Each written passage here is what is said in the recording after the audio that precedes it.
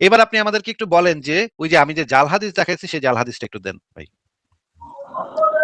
বহুত হাদিস আছে ভাই। আমি আর আমার আরেকটা একটা প্রশ্ন উদাহরণ, আছে ছোট একটা প্রশ্ন। উদাহরণ দেন, একটা উদাহরণ দেন। আমি যে জাল হাদিস দেখাইছি একটা উদাহরণ দেন। এই যে নবীজির দাস দাসী নিয়ে যে একটা ইয়া বলছিলেন যে অনুমতি লাগে না, তারপর মানে দাস আচ্ছা, দাসীর সাথে এটাতেই যে থাকেন, এটাতেই থাকেন, এটাতেই থাকেন, এটাতেই থাকেন, এটাতেই থাকেন। নবী দাসীর সাথে সেক্স করতে আপনি আপনি বলছেন অনুমতি লাগে, আমি বলছি অনুমতি লাগে না। অনুমতি নেওয়া কোনোভাবেই আহ বাধ্যবাধকতা নাই। আমি তাহলে সেই লেখাটাই বের করি, সেই লেখাটা আমরা দুইজন মিলে পড়ি এবং আপনি আমাদেরকে দেখাই দিন যে কোনটা জাল হাদিস। আমি দেখাইছি সেই জাল হাদিসটা আপনি আমাদেরকে পয়েন্ট আউট করেন, তাহলেই হবে, অসুবিধা নেই। এটা আমারই একটা লেখা। ইসলামের দাসী ধর্ষণ, দাসী সহবাসে কি সম্মতি জরুরি? এটা হচ্ছে আমার একটা লেখা, ঠিক আছে। এই লেখাটা এবার আমি ওই যে একইভাবে জেমিনাইকে দিয়ে চেক করাবো, ঠিক আছে। জেমিনাইকে দিয়ে চেক করায় আমি জিজ্ঞেস করি যে এই লেখাটা সঠিক কিনা। কি বলেন রিফাত ভাই? যেমনি কেন আপনি যেটা হাদিস থেকে ওটা ইয়া বলছেন, হাদিস দেখে তো বলছেন।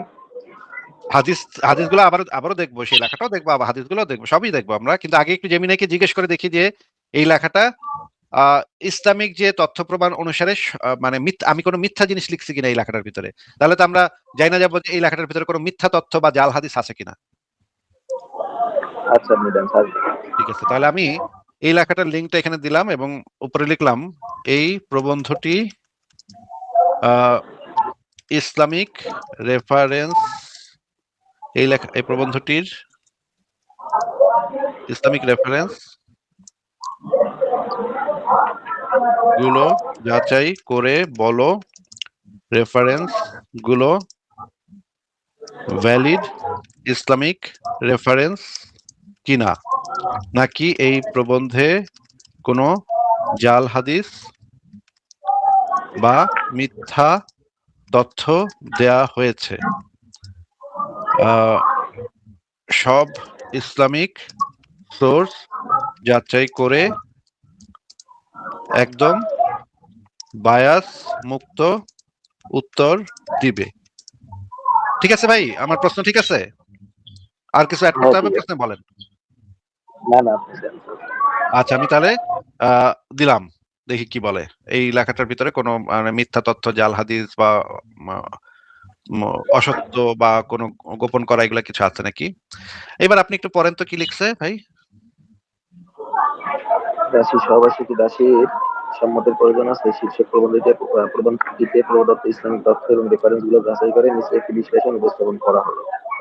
নিচে আচ্ছা, নাম হ্যাঁ, এইবার পড়েন, হ্যাঁ। সূরা নিসা, সূরা মুমিনুন এবং সূরা আজ-আরিস এর উদ্ধৃত দেওয়া হয়েছে। ভ্যালিডিটি এই রেফারেন্স গুলো সম্পূর্ণ সঠিক ও ভ্যালিড। কোরআনের এই আয়াতগুলোতে মা মালাকাত আইমানুকুম বা যুদ্ধবন্দী দাসীদের সাথে বৈবাহিক চুক্তি ছাড়াই যৌন সম্পর্কের বৈধতা দেওয়া হয়েছে। তারপর কি তাফসীর ইবনে কাসির। ভাই আর একটু জুম করা যাবে? আচ্ছা, আরো জুম করলে তো একটু ভেঙে যায়। আচ্ছা দাঁড়ান একটু, আর একটু জুম করলে ভেঙে যায় ভাই। এইটুকুই সর্বোচ্চ জুম, এর থেকে বেশি জুম করা যাবে না ভাই। পড়েন এখান থেকে। তাফসীর ইবনে কাসির, তাবারি এবং জালাইলের মতো নির্ভরযোগ্য তাফসীরগুলোতে এই আয়াতগুলোর ব্যাখ্যায় স্পষ্টভাবে বলা হয়েছে যে একজন মালিক তার দাসীর সাথে সহবাস করতে পারেন এবং তার জন্য বিবাহের প্রয়োজন নেই। এখানে বলছে যে তার জন্য মানে বিবাহের প্রয়োজন ছাড়া সহবাস করতে পারবে, কিন্তু ওই মহিলার যে অনুমতি নিতে হবে না সেটা আসতেছে, এটা তো। সেটা আসতেছে ভাই। একটু ধীরে ধীরে পড়তে থাকেন, তারপরে এটা তো আসতেছে। হ্যাঁ, এবার পড়েন। প্রবন্ধে মূলত সহিহ বুখারী এবং সহিহ মুসলিমের কয়েকটি হাদিস উল্লেখ করা হয়েছে, বিশেষ করে কি ওতাস যুদ্ধ এবং আজল বীর্যপাত বাইরে ঘটানো সংক্রান্ত হাদিস। ওতাস যুদ্ধের বন্দিনী সহিহ মুসলিমের হাদিস অনুযায়ী ওতাস যুদ্ধের পর সাহাবীগণ মুসলিম মুশরিকদের বিবাহিত স্ত্রীদের যারা বন্দী ছিল তার সাথে সহবাস করতে ইতস্তত বোধ করছিলেন। তখন সূরা নিসার 24 নম্বর আয়াত নাযিল হয়, যা মালিকানা লাভের পর তাদের সাথে সহবাস বৈধ করে দেয়। আজল হ্যাঁ, সংক্রান্ত পড়েন আরো। হাদিস। খালিদ যুদ্ধের সময় বন্দী নারীদের সাথে সহবাস এবং আজল করা নিয়ে সহবাদীদের সাহাবীদের প্রশ্নের উত্তর সংক্রান্ত হাদিসটি সহিহ বুখারীতে বিদ্যমান। আচ্ছা, এবার যাচাই যাচাই অংশটুকু পড়েন। হাদিসগুলো সহিহ পর্যায়ের এবং সুন্নি ইসলামী স্কলারদের মতে এগুলো প্রশ্ন প্রশ্নাতীতভাবে প্রমাণিত। প্রবন্ধে কোনো জাল হাদিস ব্যবহারের প্রমাণ পাওয়া যায়নি। আচ্ছা, এবার পড়েন ফিকহ বা ইসলামী আইন শাস্ত্রের উদ্ধৃতি, এটা পড়েন। শাস্ত্রীয় অবস্থান। শাস্ত্রীয় ইসলামী ফিকহ গ্রন্থগুলোতে আহ, না না, মিল এই আল উপরের জামি, লাইনটা পড়েন, প্রবন্ধে দাবি করা হয়েছে, উপরের লাইনটা পড়েন। প্রবন্ধে দাবি করা হয়েছে যে ইসলামী আইনে দাসী সম্মতির বিষয়টি সহবাসের জন্য শর্ত নয়। দাসী সম্মতির বিষয়টি সহবাসের জন্য শর্ত নয় শাস্ত্রীয় অবস্থা। শাস্ত্রীয় ইসলামিক ফিকহ গ্রন্থগুলোতে যেমন হেদায়াত, রহিল আল ইয়ামিন ও বা মালিকানাকেই যৌন সম্পর্কের বৈধতা হিসেবে গণ্য করা হয়েছে। এখন এখানে দাসীর পৃথক সম্মতি বা অনুমতি নেওয়া আইনি বাধ্যবাধকতা হিসেবে উল্লেখ করা হয়নি। হ্যাঁ, পড়েন পড়েন, এরপরে পড়েন। মালিকানা বনাম সম্মতি। ইসলামী আইন শাস্ত্র অনুযায়ী বিবাহের ক্ষেত্রে ইজাব ও কবুল প্রয়োজন হলেও দাসীর ক্ষেত্রে শুধুমাত্র মালিকানা থাকলেই সহবাস বৈধ। আধুনিক আইনি সংজ্ঞায় একে সম্মতি বলা কঠিন, কারণ দাসপ্রথায় দাসের নিজস্ব স্বাধীন ইচ্ছা আইনিভাবে স্বীকৃত ছিল না। আচ্ছা, ঠিক আছে, পড়েন। তথ্যের সত্যতা, বস্তুনিষ্ঠতা পড়েন। প্রবন্ধটিতে কোনো মিথ্যা তথ্য বা বানোয়াট রেফারেন্স দেওয়া হয়নি, তবে প্রবন্ধের সুর বা উপস্থাপনা সমালোচনায় ধর্মী হতে পারে। কিন্তু রেফারেন্স হিসেবে ব্যবহৃত প্রাথমিক উৎসগুলো, যেমন কোরআন, সহিহ হাদিস এবং ক্লাসিক্যাল ফিকহ গ্রন্থ, সবই ঐতিহাসিকভাবে স্বীকৃত ও নির্ভরযোগ্য। হ্যাঁ, পড়েন। প্রবন্ধটি মূলত সম্মতি এবং সহবাসের উপর গুরুত্ব দিয়েছে, তবে এটি উল্লেখ করা প্রয়োজন যে ইসলামী আইনে দাসীর সাথে সহবাসের ক্ষেত্রে কিছু বিধিনিষেধও ছিল। যেমন একজন নতুন দাসী লাভের পর অন্তত একটি মাসিক ঋতুস্রাব হওয়া পর্যন্ত অপেক্ষা করা বাধ্যতামূলক ছিল, যাতে নিশ্চিত হওয়া যায় সে গর্ভবতী কিনা। হ্যাঁ, পড়েন। যদি মালিকের সন্তান জন্ম দিত তবে তাকে আর বিক্রি করা যেত না এবং মালিকের মৃত্যুর পর সে স্বয়ংক্রিয়ভাবে মুক্ত হয়ে যেত।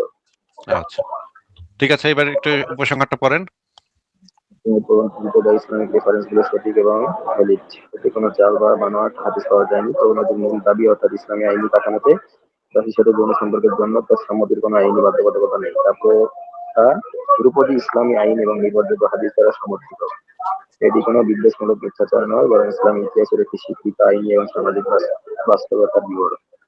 আচ্ছা, তার মানে জেমিনাইও বলতেছে যে এই প্রবন্ধে যে জিনিসগুলো বলা আছে সেগুলো ইসলামী আইনে একদম শাস্ত্রীয়ভাবে একদম স্বীকৃত আইন ইসলামের, যে দাসীর ক্ষেত্রে সম্মতি নেওয়ার কোনো প্রয়োজন নাই। দাসীর ক্ষেত্রে তো নাই, এমনকি স্ত্রীর ক্ষেত্রে সম্মতি নেওয়ার কোনো প্রয়োজন নেই। এবার আমরা আবারও সেই প্রবন্ধটাতে ফেরত যাই এবং প্রবন্ধটাতে ফেরত গিয়ে সেই প্রবন্ধটার রেফারেন্স গুলো এবার আমরা একটু চেক করি যে আমি আমার প্রবন্ধে কি কি রেফারেন্স দিয়েছি সেগুলো আসলে ভ্যালিড কিনা। এবার আমরা এই যে এই যে এই গ্রন্থটা দেখি, রওজাতুত তালেবিন। এটা হচ্ছে ইমাম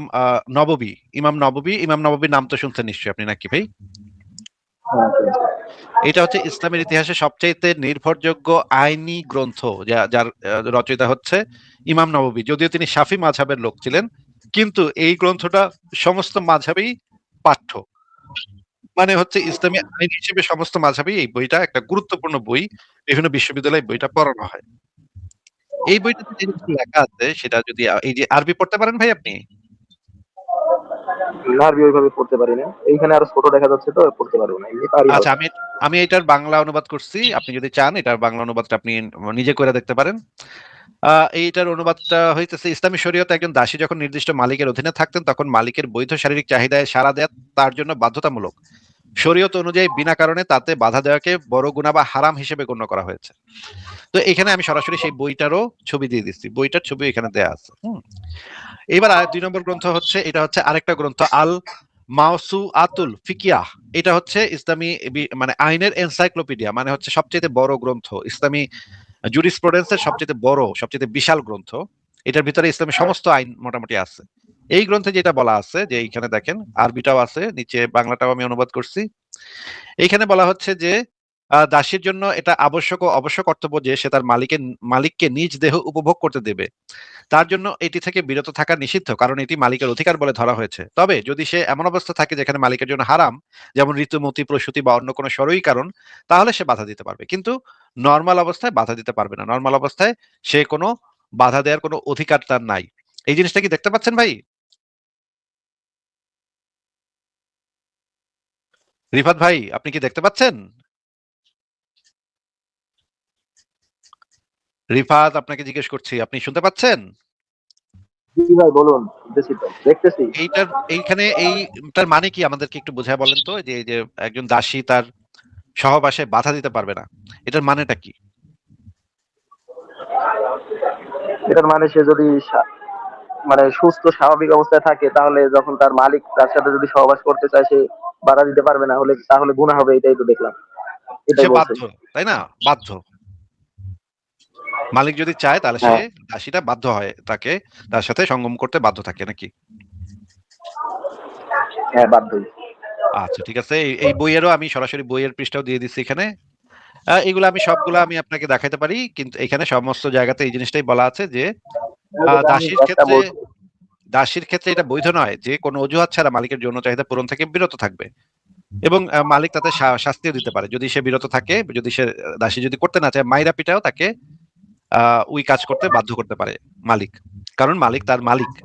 এবং ইসলাম ওয়েব ডট নেট এখানেও এই ফতোয়াটা দেওয়া আছে, এই ফতোয়াটাতে এই জিনিসটা বলা আছে যে স্বামী স্ত্রী বা দাসীর জন্য যৌন আহ্বান প্রত্যাখ্যান করা বৈধ নয়, এবং আরো জায়গায় বলা আছে যে এটা আহ, এবার আমরা আহমদুল্লাহর একটা বক্তব্য শুনি। আচ্ছা আগে আপনি তো এই যে আমি জাল হাদিস এটা তো আপনি ওই যে চুনাহাগা সান্ডা এদের কাছ থেকে শুনে আসছেন তাই না? শোনান, আমি দেখছি এগুলা, আচ্ছা আপনার ওই ইয়াগুলা পূরণ করে আমি আসলে দেখছি। আচ্ছা, ওইটা তো শুনে আসছেন, ঠিক আছে। ভাই, ওদের ওদের শুনেন শুনেন, প্ল্যাটফর্মের সবচেয়ে ওদের প্ল্যাটফর্মের আমি খলিফা তো মুশফিক মিনার তাই না? আমি 30 সেকেন্ড আপনার সাথে একটা কথা বলি, শোনেন। এটা হচ্ছে কি, একটু আমার মনে করেন প্রশ্নের উত্তরটা আগে দেন। ওদের প্ল্যাটফর্মের খলিফা হইতেছে মুশফিক মিনার নাকি? যেই হোক, এটা ভাই আপনার উত্তরটা দেন কথা, না ভাই, উত্তর দিতে অসুবিধা কোথায়? আপনার সাথে তো কথা বলতেছি, এইটুকু উত্তর দিতে আপনার অসুবিধাটা কোথায়? ভাই আমি আসলে ওগুলা কাউরে কথা আমি শুনি না, বা আমার ওই আচ্ছা রকম শুনেন না ঠিক আছে, কিন্তু ওদের প্ল্যাটফর্মের খলিফা তো এইভাবে মুশফিক আমি মিনার কাউকে নাকি? চিনি না। ভাই আমি এইভাবে কাউকে চিনিও না, এখন আমি কেমনে বলবো আচ্ছা মুশফিক আচ্ছা, চিনেন মিনার না, নাকি? তাহলে ঠিক আছে, তাহলে এই ভিডিওটা একটু দেখেন, মুশফিক মিনার কি কইতাছে সেটা আমরা একটু দেখি, শুনেন। দাসীদের সাথে যৌন কর্মের জন্য কি দাসীদের অনুমতি নিতে হবে? অনুমতি নেওয়াটা কি এখানে বাধ্যতামূলক? এ ব্যাপারে আমি যেটা জানি, এটা আমি আজকে একজন আলেমের সাথে আলোচনা করেছি, এটা নিয়ে আলোচনা করেছি। এটা আমার জানা মতে সেটা হচ্ছে অনুমতি নেওয়া জরুরি না, এখানে মনিবের ইচ্ছাটাই প্রাধান্য পাবে। তবে দাসীকে কোনো রকম কষ্ট দেওয়া যাবে না, তার কোনো রকম ক্ষতি করা যাবে না। হ্যাঁ, দাসীর অনেক সময় প্রবলেম থাকতে শারীরিক পারে, ক্ষতি করা যাবে না, হ্যাঁ ঠিক তাকে বলেছেন। কষ্ট দেওয়া যাবে হ্যাঁ না। আপনি ঠিক, আপনার সাথে আমি হ্যাঁ, একমত। তাকে শারীরিক কষ্ট ক্ষতি দেওয়া যাবে না, আহ, বা হ্যাঁ, কষ্ট এবং দেওয়া যাবে। দাসীকে কষ্ট দেওয়া মানে হচ্ছে কি কষ্ট অত্যাচার, দেওয়া যাবে না, কষ্ট দেওয়া যাবে মানে হচ্ছে অত্যাচার করা যাবে না। হ্যাঁ, এই মানে হ্যাঁ, এই ভাবে হ্যাঁ। যদি তবে আপনি বলতে এখানে চান। অনুমতি নেওয়ার ব্যাপারে এরকম কিছু, হ্যাঁ মানে কিন্তু অনুমতি নেওয়ার ব্যাপারটা হচ্ছে যে অনুমতি নেওয়াটা জরুরি না, এখানে মনিবের ইচ্ছাটা প্রাধান্য পাবে। আচ্ছা ঠিক আছে, হ্যাঁ এবার আচ্ছা, আপনাকে আমি দেখাইলাম ওই প্ল্যাটফর্মের যে খলিফা মুশফিক মিনার, সে বলে দিল যে এইখানে জরুরি না, দাসীর অনুমতিটা জরুরি না। আচ্ছা এবার আমরা শুনি আহমদুল্লাহ, যে হচ্ছে বাংলাদেশের বর্তমান সময়ে সবচেয়ে বড় স্কলারদের ভিতরে একজন, বড় আলেমদের ভিতরে একজন, তার আমি বক্তব্য একটু শুনে শুনছি নিই। এগুলো, এগুলো আমি শুনছি ভাই, এখন না এগুলো আমি ভাই, শুনছি, এখন আমি যেটা আমি তো জাল হাদিস দেই ভাই, আমার জাল হাদিসটা একটু শুনেন। আমি জাল হাদিস, কোনো আমি সমস্যা দেখি না আসলে, আমার জাল হাদিসটা একটু আমি আহমদুল্লাহর মুখে থেকে বাইর করে শুনাই আপনার, অসুবিধা কোথায়? একটু শুনেন, অসুবিধা কোথায় ভাই? একটু বলি, শুনেন। আলেমের বক্তব্য শুনলে সওয়াব হইব ভাই, আলেমের বক্তব্য, ইসলামিক বক্তব্য দিতেছে, শুনলে সওয়াব হইব ভাই। এত ইয়া করতেছেন কেন, কাকুতি মিনতি করতেছেন কেন? আমি যেটা বলি শোনেন আগে, মনে করেন স্ত্রীর ব্যাপারটাও তো আল্লাহ তাআলা বলছে যে যদি কোনো স্ত্রীর স্ত্রী ব্যাপার নিয়ে এখন আলোচনা করতেছি না তো ভাই। আপনি কইছেন যে আমি জাল হাদিস দিচ্ছি, এটা আমি আপনি জাল হাদিসটা একটু বাইর করে দেখায়েন আমাদেরকে, আমরা একটু আহমদুল্লাহর আচ্ছা, আমি বক্তব্যটা বলি, শুনে নি যদি আহমদুল্লাহর কোনো বক্তব্য। কারণ ছাড়া, শুনেন, কোনো ভাই কারণ ছাড়া যদি স্বামী তাকে না সাড়া দেয়, তাহলে ফেরেশতারা তাকে সারা রাত লানত দেয়। তো এটা দাসীর ক্ষেত্রে যে আপনারা বলেন, এটা তো স্ত্রীর ক্ষেত্রেও তো সেম অর্ডারটাই আল্লাহ দিছে। স্ত্রীর ক্ষেত্রে সেম অর্ডার দিছে নাকি দেয় নাই সেটা নিয়ে একটু পরে আলোচনা করতেছি, আগে আমরা সেটা শিওর হই, ওই জিনিসটা আগে কনফার্ম হই যে দাসীর অনুমতি নিতে, দাসীর এখানে অনুমতি তো নেওয়াটা। রিফাত ভাই, আমরা ওইটা নিয়ে পরে কথা বলবো, তো আগে আচ্ছা এটা বলেন, শিওর হই যে দাসীর অনুমতি নেওয়াটা জরুরি কিনা ইসলামে। ছাড়েন ভিডিও স্যার। আগে তো এটা ক্লিয়ার হয় না জরুরি নাকি জরুরি না, তারপরে আমরা যে যাবো না যে মানে জরুরি না তাইলে এটা কি ভালো নাকি মন্দ সেটা পরে যাবো না, আগে দাসীর অনুমতি নেওয়াটা জরুরি কিনা। যৌন সঙ্গমের ক্ষেত্রে মালিক যদি যৌন সঙ্গম করতে চায়, এখানে দাসীর কনসেন্ট কোনো ভূমিকা রাখে কিনা, দাসীর অনুমতি নেওয়ার কোনো দরকার আছে নাকি, নাকি মালিক যদি কয় আই বিছনায় উঠ কাপড় খুল, তাহলে দাসী সেটা করতে বাধ্য কিনা, যদি না তার পিরিয়ড হয়ে থাকে বা সে যদি প্রেগনেন্ট হয়ে থাকে, এরকম 2-3টা কারণ বাদে, মানে গুরুতর শারীরিক অসুস্থতা, পিরিয়ড এবং প্রেগনেন্সি, এই 3টা জিনিস বাদে দাসী কখনো না করতে পারে না স্বামীকে, স্ত্রীও না করতে পারে না। হ্যাঁ, স্ত্রীর ক্ষেত্রে সেটার সাথে আমি একমত, তো স্ত্রীও না করতে পারে না, দাসীও না করতে পারে না, কিন্তু আমরা তো সেইটা নিয়ে আলোচনা করতেছি যে দাসীর সেই অনুমতিটা আছে। এই দাসীর এটা তো শর্ত, মানে দাসী যে ক্রয় করলো বা দাসী যে নিল, এটা নিয়ে এর আমি মধ্যে পরে যে আলোচনা করবো শর্তগুলো না, আপনি ব্যাখ্যা দিতে চাইতেছেন কেন এখন? আপনি এখন ব্যাখ্যা দিতে চাইতেছেন কেন? আমরা তো ব্যাখ্যাতে পরে যাবো, তো আগে ওইটা কনফার্ম হয় নাই যে দাসীর অনুমতি লাগে নাকি লাগে না নাকি। কনফার্ম হয়েছি, আমি কনফার্ম না, হয়েছি, আমি আপনি বুঝছি বিষয়। কনফার্ম হইলেও আমরা তারপরে আরো ওভার কনফার্ম হই, আহমদুল্লাহর বক্তব্য থেকে আমরা একদম একদম 100% কনফার্ম হয়নি, ঠিক আছে? একটু মিউট করে আচ্ছা থাকুন, বলেন। আমরা একটু আমাদুল্লাহর বক্তব্য শুনে লই। সব মিউট করেন আপনি, আমি ছাড়তেছি। নাস্তিকরা দাবি করছে যে ইসলামে দাসের সহিত জোরপূর্বক সহবাস করা এবং জোর জবরদস্তি করে আজল করা বৈধ। এর প্রমাণ হিসেবে তারা ইমাম আবু হানিফা রাহিমাহুল্লাহর কওল দেখায়, যেখানে তিনি বলেছেন দাসের সহিত আজল করতে অনুমতি নেওয়া জরুরি নয়। এই কথা বলে তারা ইসলামকে অমানবিক ধর্ম বলে প্রমাণ করতে চায়। তাদের এই কথা কতটুকু সত্য বা তাদেরকে এ ব্যাপারে কিভাবে জবাব দেওয়া যেতে পারে? দেখুন, প্রথম কথা হলো জোরপূর্বক সহবাস করা, নিজের স্ত্রীর সাথে পর্যন্ত জোরপূর্বক সহবাস করা নিয়েও নাস্তিকরা একই প্রশ্ন করেন, অর্থাৎ সেটাকেও তারা অমানবিক বলেন এবং সেটাকেও তারা জুলুম বলেন। নিজের স্ত্রীর সাথে পর্যন্ত জোরপূর্বক সহবাস করা নিয়েও নাস্তিকরা একই প্রশ্ন করেন, অর্থাৎ সেটাকেও তারা অমানবিক বলেন এবং সেটাকেও তারা জুলুম বলেন। এই বিষয়ে প্রথমে বলতে চাই, স্বামী এবং স্ত্রীর মধ্যে এমন একটা বোঝাপড়া থাকে যে কিছুটা সেখানে জোর জবরদস্তি, কিছুটা আবদারমূলক জবরদস্তি করার অধিকার সব সভ্য সমাজেই কিন্তু থাকে, এবং এটাকে কেউই অমানবিক বলে না। ইসলাম যে জবরদস্তির কথা বলেছে সেটা অনেকটা এই টাইপের। এর বাইরে একজন স্ত্রী আচ্ছা, আমরা শুনলাম যে ইসলাম জবরদস্তি করতে বলেছে, স্ত্রীকে জবরদস্তি করা যাবে। আচ্ছা, আপনি যেহেতু পুরো ভিডিওটা শুনতে চাচ্ছেন না, আমি একটু টাইনা দিই, দাসীর ক্ষেত্রে চলে আসি। কিন্তু সেই ব্যক্তি যার হাত মুদ্রা অন্য কেউ নিরাপদে থাকে। অতএব এখানে যদি নিরাপত্তার ব্যাপার থাকে, কষ্টের ব্যাপার থাকে, অসুখ বিসুখের ব্যাপার থাকে, অপারগতার ব্যাপার থাকে, তাহলে সেখানে ইসলামও বাধ্যকতার অনুমোদন দেয় না। আর দাসের ক্ষেত্রে স্ত্রীর কথাটি প্রায় প্রযোজ্য, যেহেতু ইসলাম দাসী এবং স্ত্রীকে একইভাবে দেখে এই ক্ষেত্রে, এই বিষয়ে অন্তত। আর দাসের ক্ষেত্রে স্ত্রীর কথাটি প্রায় প্রযোজ্য, যেহেতু ইসলাম দাসী এবং স্ত্রীকে একইভাবে দেখে এই ক্ষেত্রে, এই বিষয়ে অন্তত। অতএব এখানেও একই কথা চলে আসবে। আজলের যে বিষয়টি রয়েছে, এটা আজল তার মানে আমরা বুঝলাম রিফাত সাহেব, আমরা বুঝলাম যে ইসলাম আসলে স্ত্রী এবং দাসী দুইজনের সাথেই জোর জবরদস্তি পূর্বক যৌন সঙ্গমটা করা যায়, এটা স্বামীকে এবং মালিককে সেই অধিকারটা দেওয়া হয়েছে। এবং যদি স্ত্রী বা দাসী যদি সেটা করতে না চায়, হ্যাঁ, বললাম জোর জবরদস্তি করে করতে হবে এরকম কিছু তো নাই। জোর জবরদস্তি করে করা যাবে সেটাই তো এখানে বলা আছে। এখানে স্ত্রীর বা দাসীর কনসেন্টের কোনো মূল্য নাই। যদি তাদের পিরিয়ড হয়, যদি তাদের প্রেগন্যান্সি থাকে, অথবা যদি গুরুতর শারীরিক অসুস্থতা থাকে, এই তিন চারটা ক্ষেত্রে তাদের মানে তারা না করতে পারবে, কিন্তু বাদ বাকি সময় তারা না করতে পারবে না। সে ইচ্ছুক হোক নাকি না হোক, তার পা দুইটা ফাঁক করে দিতে হবে। তার স্বামী বা মালিক যখন তারে ঢুকাইতে যাবে তখন তার পাটা ফাঁক করে দিতে হবে। এটাই ইসলামের বিধান। স্ত্রী যখন কবুল বলছে, ঠিক আছে, তখন সে এই অনুমতি নিয়ে কবুলটা বলছে, ও জানে যে এইরকম কিছু হবে, বোঝেন নাই? না ভাই, এটা তো আপনি ভুল কথা বললেন। একজন স্ত্রী তো তার মুড অফ থাকতে পারে, একজন নারীর মন মেজাজ খারাপ থাকতে পারে। কোনো কারণ ছাড়াই যদি কোনো কারণ ছাড়াই তার মানে ইচ্ছার ডাকের সাড়া না দেয়, তাহলে সে তো জবরদস্তি করতেই পারে। না ভাই, এটা জবরদস্তি সভ্য সমাজে করতে পারে না। সভ্য সমাজে একজন মানুষ সমান মর্যাদা সম্পন্ন, তাকে কেউ জোর জবরদস্তি করতে পারে না ভাই। এটা আপনি যেটা বললেন সেটা আপনি ইসলামী পয়েন্ট অফ ভিউ থেকে বললেন। আপনারা তো ইসলাম মুসলমান, আপনারা তো এগুলা বলবেন, সেটা আমি বাদ দিলাম। আপনাকে আমি যেটা জিজ্ঞেস করতেছি রিফাত সাহেব, একটু কথাটা একটু শুনে নেন। মনে করেন আপনি ইসলামিক বাজার থেকে একটা দাসী কিনা আনছেন। ইসলামিক বাজার থেকে যে দাসী কেনা যায় এটা তো জানেন। শুনছি তো। না, আমার কাছে দলিল আছে। আপনি না জানলে আমি দলিলগুলো বাইর করবো, তাহলে আমি আপনাদের দেখাবো যে আপনারা ইসলামিক বাজারে দাসী কেমনে কিনেন। টিপা হাত ঢুকাইয়া, চাপ দিয়া, বুকের ভিতরে চাপ দিয়া, কম পাছার ভিতরে চাপ দিয়া কেমনে দাসী কিনতেন আপনারা, সেগুলো আমি ইসলামিক ফিকাহ গ্রন্থগুলো থেকে দেখাই। আপনাদের মতো তো আসলে দুই একদিনের জন্য কন্টাকে নিয়ে আসে না, বুঝেন নাই? না, আমি আপনাকে সেগুলো দেখাই দিব যে আপনারা যে বাজার থেকে যে দাসী কিনতেন, মুসলমানরা, আপনারা মুহাম্মদ এবং তার সাহাবীরা বাজার থেকে যে টিপা দাসী যে আপনারা কিনতেন, এই জিনিসটা আমি আপনাদের একদম সরাসরি ফিকাহ গ্রন্থগুলো থেকে দেখাই দিব। আমার কাছে সব রেডি করা আছে ভাই, আমি একদম সব রেডি করে বয়ে থাকি। আপনারা যখন আইবেন প্যাক করে ধরবো, এই জন্য আমি সব রেডি করে বয়ে থাকি। এখন আপনাকে আমি যেটা জিজ্ঞেস করতেছি সেটা একটু উত্তরটা দেন, তাহলে আমি পরের স্টেপে যাইতে পারি। আমার প্রশ্নটা হচ্ছে যে আপনারা যখন এই যে বাজারে এই যে গরুর হাটে যেমন যান, আপনারা টিপ্পা টুপ্পা দেখেন যে মাংস আছে নাকি শরীরে, এইভাবে যখন আপনারা দাসীর বাজারে গিয়ে দাসী কিনা আনেন, তারপরে এই যে দাসীটা যে কিনা আনেন, দাসীটা কেনার সময় কি দাসীটা কি কনসেন্ট দেয় যে আমার কিনা লয়ে যান, রিফাত ভাই আমার কিনা লয়ে যান, আমি আপনার সাথে করতে চাই, এরকমের কনসেন্ট কি দেয়? তো দাসী যখন যুদ্ধে আসছে, ও জানে না যে যদি আমরা হেরে যাই তাহলে আমাদের এই অবস্থা হবে? আমি তো আপনাকে বলে দিলাম, বাজার থেকে যখন আপনি কিনতে যান, সে দাসী আবার যুদ্ধে আসে। বাজার থেকে তো কিনা, শোনেন আমি বলি, বাজার থেকে তো আর এমনি বাজারে আসে নাই, তার আগে আরো ঘটনা আছে। এখন ও তো দাসী কাকে বলে? দাসী তো আপনার যারা যুদ্ধ বন্দিনী, তাদেরকে তো দাসী বলা হয়। না ভাই, ভুল বলছেন। এই যে ইসলামে আক্রমণাত্মক জিহাদ আছে, সেটাকে বলা হয় জিহাদুত তলব। মানে হচ্ছে কাফেররা তাদের বাসভূমিতে বসবাস করতেছিল, তারা কাউকে কোনো আক্রমণ করে নাই, তারা শুধুমাত্র তাদের নিজস্ব ধর্ম পালন করতেছিল।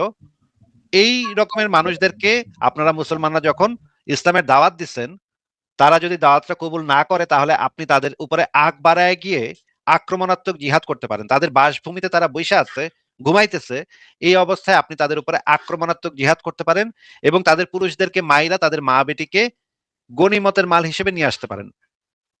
তাদের যুদ্ধক্ষেত্রে আসা নেসেসারি না। হ্যাঁ, যুদ্ধক্ষেত্রে আসলেও আপনারা এটা করতে পারেন, কিন্তু যুদ্ধক্ষেত্রে না আসলেও তারা যদি তাদের বাসভূমিতে থাকে সেই অবস্থাতেও তাদেরকে গনিমতের মাল হিসেবে আপনি নিতে পারেন।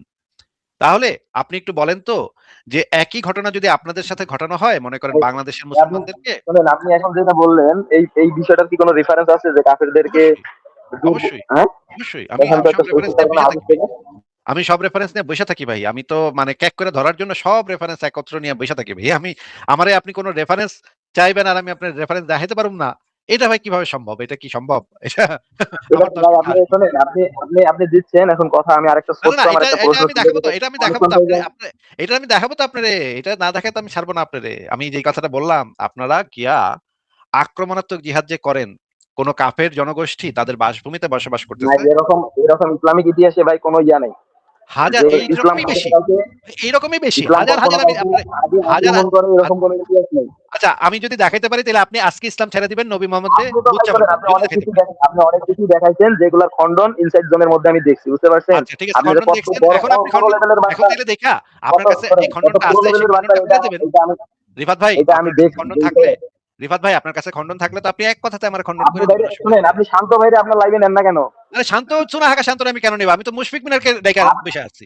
শোনেন ভাই, আমি একটা জিনিস দেখলাম, যেটা আপনাদের নাস্তিকদের মুশফিক ভাই, মাথায় যে মানুষের মুশফিক ভাই, মস্তিষ্ক থাকে, সেটা আপনারা বের করে ওখানে আচ্ছা, কুত্তার মগজ ঢুকাই রাখছেন, যার ঠিক কারণে আছে, আপনারা ঠিক আছে, সহজ আমরা আমরা ঠিক আছে সত্য ভাই, আপনার কথাগুলো কথা মেনে আপনারা নিলাম, বুঝতে পারেন না। আপনার কথা মেনে নিলাম ভাই। এখন আপনি এই যে এগুলা শুরু শুনুন, করছেন, আপনি আমি বুঝছেন একটা যে কথা আমি বলি, আপনাদের কোনো আমি আমি একটা কথা আপনাকে একটু বলি, মিউট করে কথা বলি, আপনাকে মিউট করে কথা বলতে হইতেছে, আপনি কথা বলতে দিচ্ছেন না, আপনাকে তাহলে এখন একটু মিউট করে কথা বলতে হচ্ছে, কারণ আপনি বুঝে গেছেন যে আমি ওই রেফারেন্স গুলা বাইর করব, যে আপনারা কাফেরদেরকে ইসলামের দাওয়াত দিবেন, তারপরে তাদের উপর আক্রমণাত্মক জিহাদ করবেন, আকবার আগে তাদেরকে কতল করবেন, তাদের পুরুষদেরকে মাইরা তাদের মা বেটিকে গনিমতের মাল হিসেবে নিয়ে আসবেন। এই রেফারেন্স গুলো তো আমার কাছে খোলা, আমি তো এখন আপনাদের দেখাবো সেগুলো ভাই। হ্যাঁ, আপনি কইতেছেন আপনি ওয়ানসাইড জন শান্ডারতেল মান্ডারের সাথে কথা বলেন, ওর সব আপনার মানে জবাব দিয়ে দিচ্ছে। আচ্ছা, ঠিক আছে, জবাব দিয়ে দিচ্ছে, জবাব যদি আপনার কাছে থাকে, খণ্ডন যদি থাকে, আমার খারার উপরে আপনি খণ্ডন করে দিবেন। আমি যখন আপনার রেফারেন্স গুলো দেখাবো, তখন আপনি খারার উপরে খণ্ডন করে দিবেন। আপনার কাছে দলিল আছে, খণ্ডন আছে, তাহলে তো ভাই আপনার আপনার মগজ না অনেক বুদ্ধিমান, বুঝতেছি আমার আমার মগজ। এই প্রশ্নটার উত্তর আরে ভাই, দেন কথা শুধু একটা। মাঝখানে আমার কথা শেষ হয় নাই তো ভাই। আমি তো আপনার এতক্ষণ কথা বলতেছি, আপনার সাথে ভদ্রভাবে কথা বললাম আপনার সাথে, এখন আপনি এরকমের আচরণ শুরু করছেন কেন? আপনার কাছে যেহেতু খণ্ডন আছে, আপনার বুদ্ধি অনেক বেশি, মুমিনীয় বুদ্ধি, ইসলামিক মুমিনীয় বুদ্ধি। আমার মগজ না হয় কুত্তার মগজ, ঠিক আছে, বুঝলাম, আমার মগজ কম, মাথায় মগজ কম, বুদ্ধি শুদ্ধি কম, এই জন্য আমি হয়তো বুঝতেছি না। আপনাকে তো মগজ দিয়েছে আল্লাহ পাক, মগজ দিয়েছে ভাই। আপনি সেই মগজ দিয়ে এই যে দর্শকরা দেখতেছে, আপনি সেই মগজ দিয়ে আমার মানে দলিল গুলাকে খণ্ডন করে দিবেন, একদম এক নিমিষে খণ্ডন করে দিবেন। তাহলেই তো ভাই দর্শকরা সবাই বুঝে গেল যে আসিম উদ্দিন হেরে গেল, তাহলে তো হইলো। আপনি তো আচ্ছা, একজন মুমিন বের করেন মুসলমান বের ভাই। করেন বের বের করেন যে কোথায় করতেছি তো ভাই, কোথায় নবীজি করতেছি তো ভাই, নবীজি বের করতেছি করেন। তো ভাই। আপনি একটু মিউট রাখেন, নিজেকে আবার মিউট করে দিচ্ছি। আমি সেই রেফারেন্স গুলো এখন বের করব, যে আপনার নবী আক্রমণাত্মক জিহাদুত তলব করত, মানে কাফেরদেরকে প্রথমে ইসলামের দাওয়াত দেওয়া হইতো, ইসলাম যদি কবুল না করতো তাহলে আকবার গিয়ে তারা কিন্তু যুদ্ধ করতে আসে নাই, তারা তাদের বাসভূমিতে আছে। আপনার নবী মোহাম্মদ এবং তার সেনাবাহিনী গিয়ে আকবারে গিয়ে তাদেরকে আক্রমণ করত, এবং এটা ইসলামের একটা সুপ্রতিষ্ঠিত বিধান। আক্রমণাত্মক জিহাদ করা ইসলামের একটা প্রতিষ্ঠিত বিধান। এই বিধানকে কেউ যদি অস্বীকার করে, তাহলে সে সাথে সাথে ইসলাম থেকে খারিজ হয়ে যায়। এটাও আমি আপনাকে দেখাবো।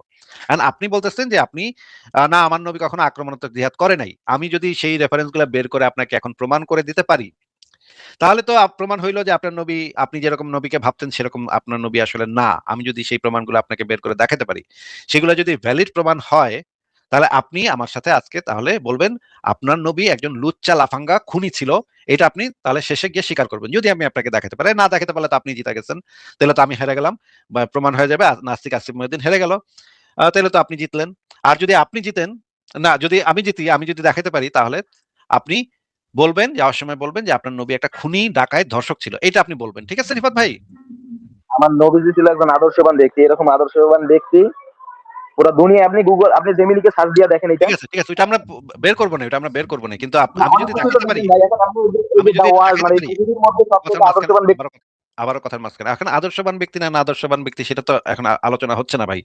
আমি আপনাকে বললাম যে আপনার নবী যে আক্রমণাত্মক জিহাদ করতো, জিহাদুত তলব করতো, মানে হচ্ছে কাফেরদেরকে ইসলামের আহ্বান করা হইতো, তারপরে তারা ইসলাম কবুল না করলে তাদেরকে আহ আগ বাড়ায় গিয়ে আক্রমণাত্মক জিহাদ করা হইতো। সেই জিনিসটা আমি একটু বের করি তাহলে।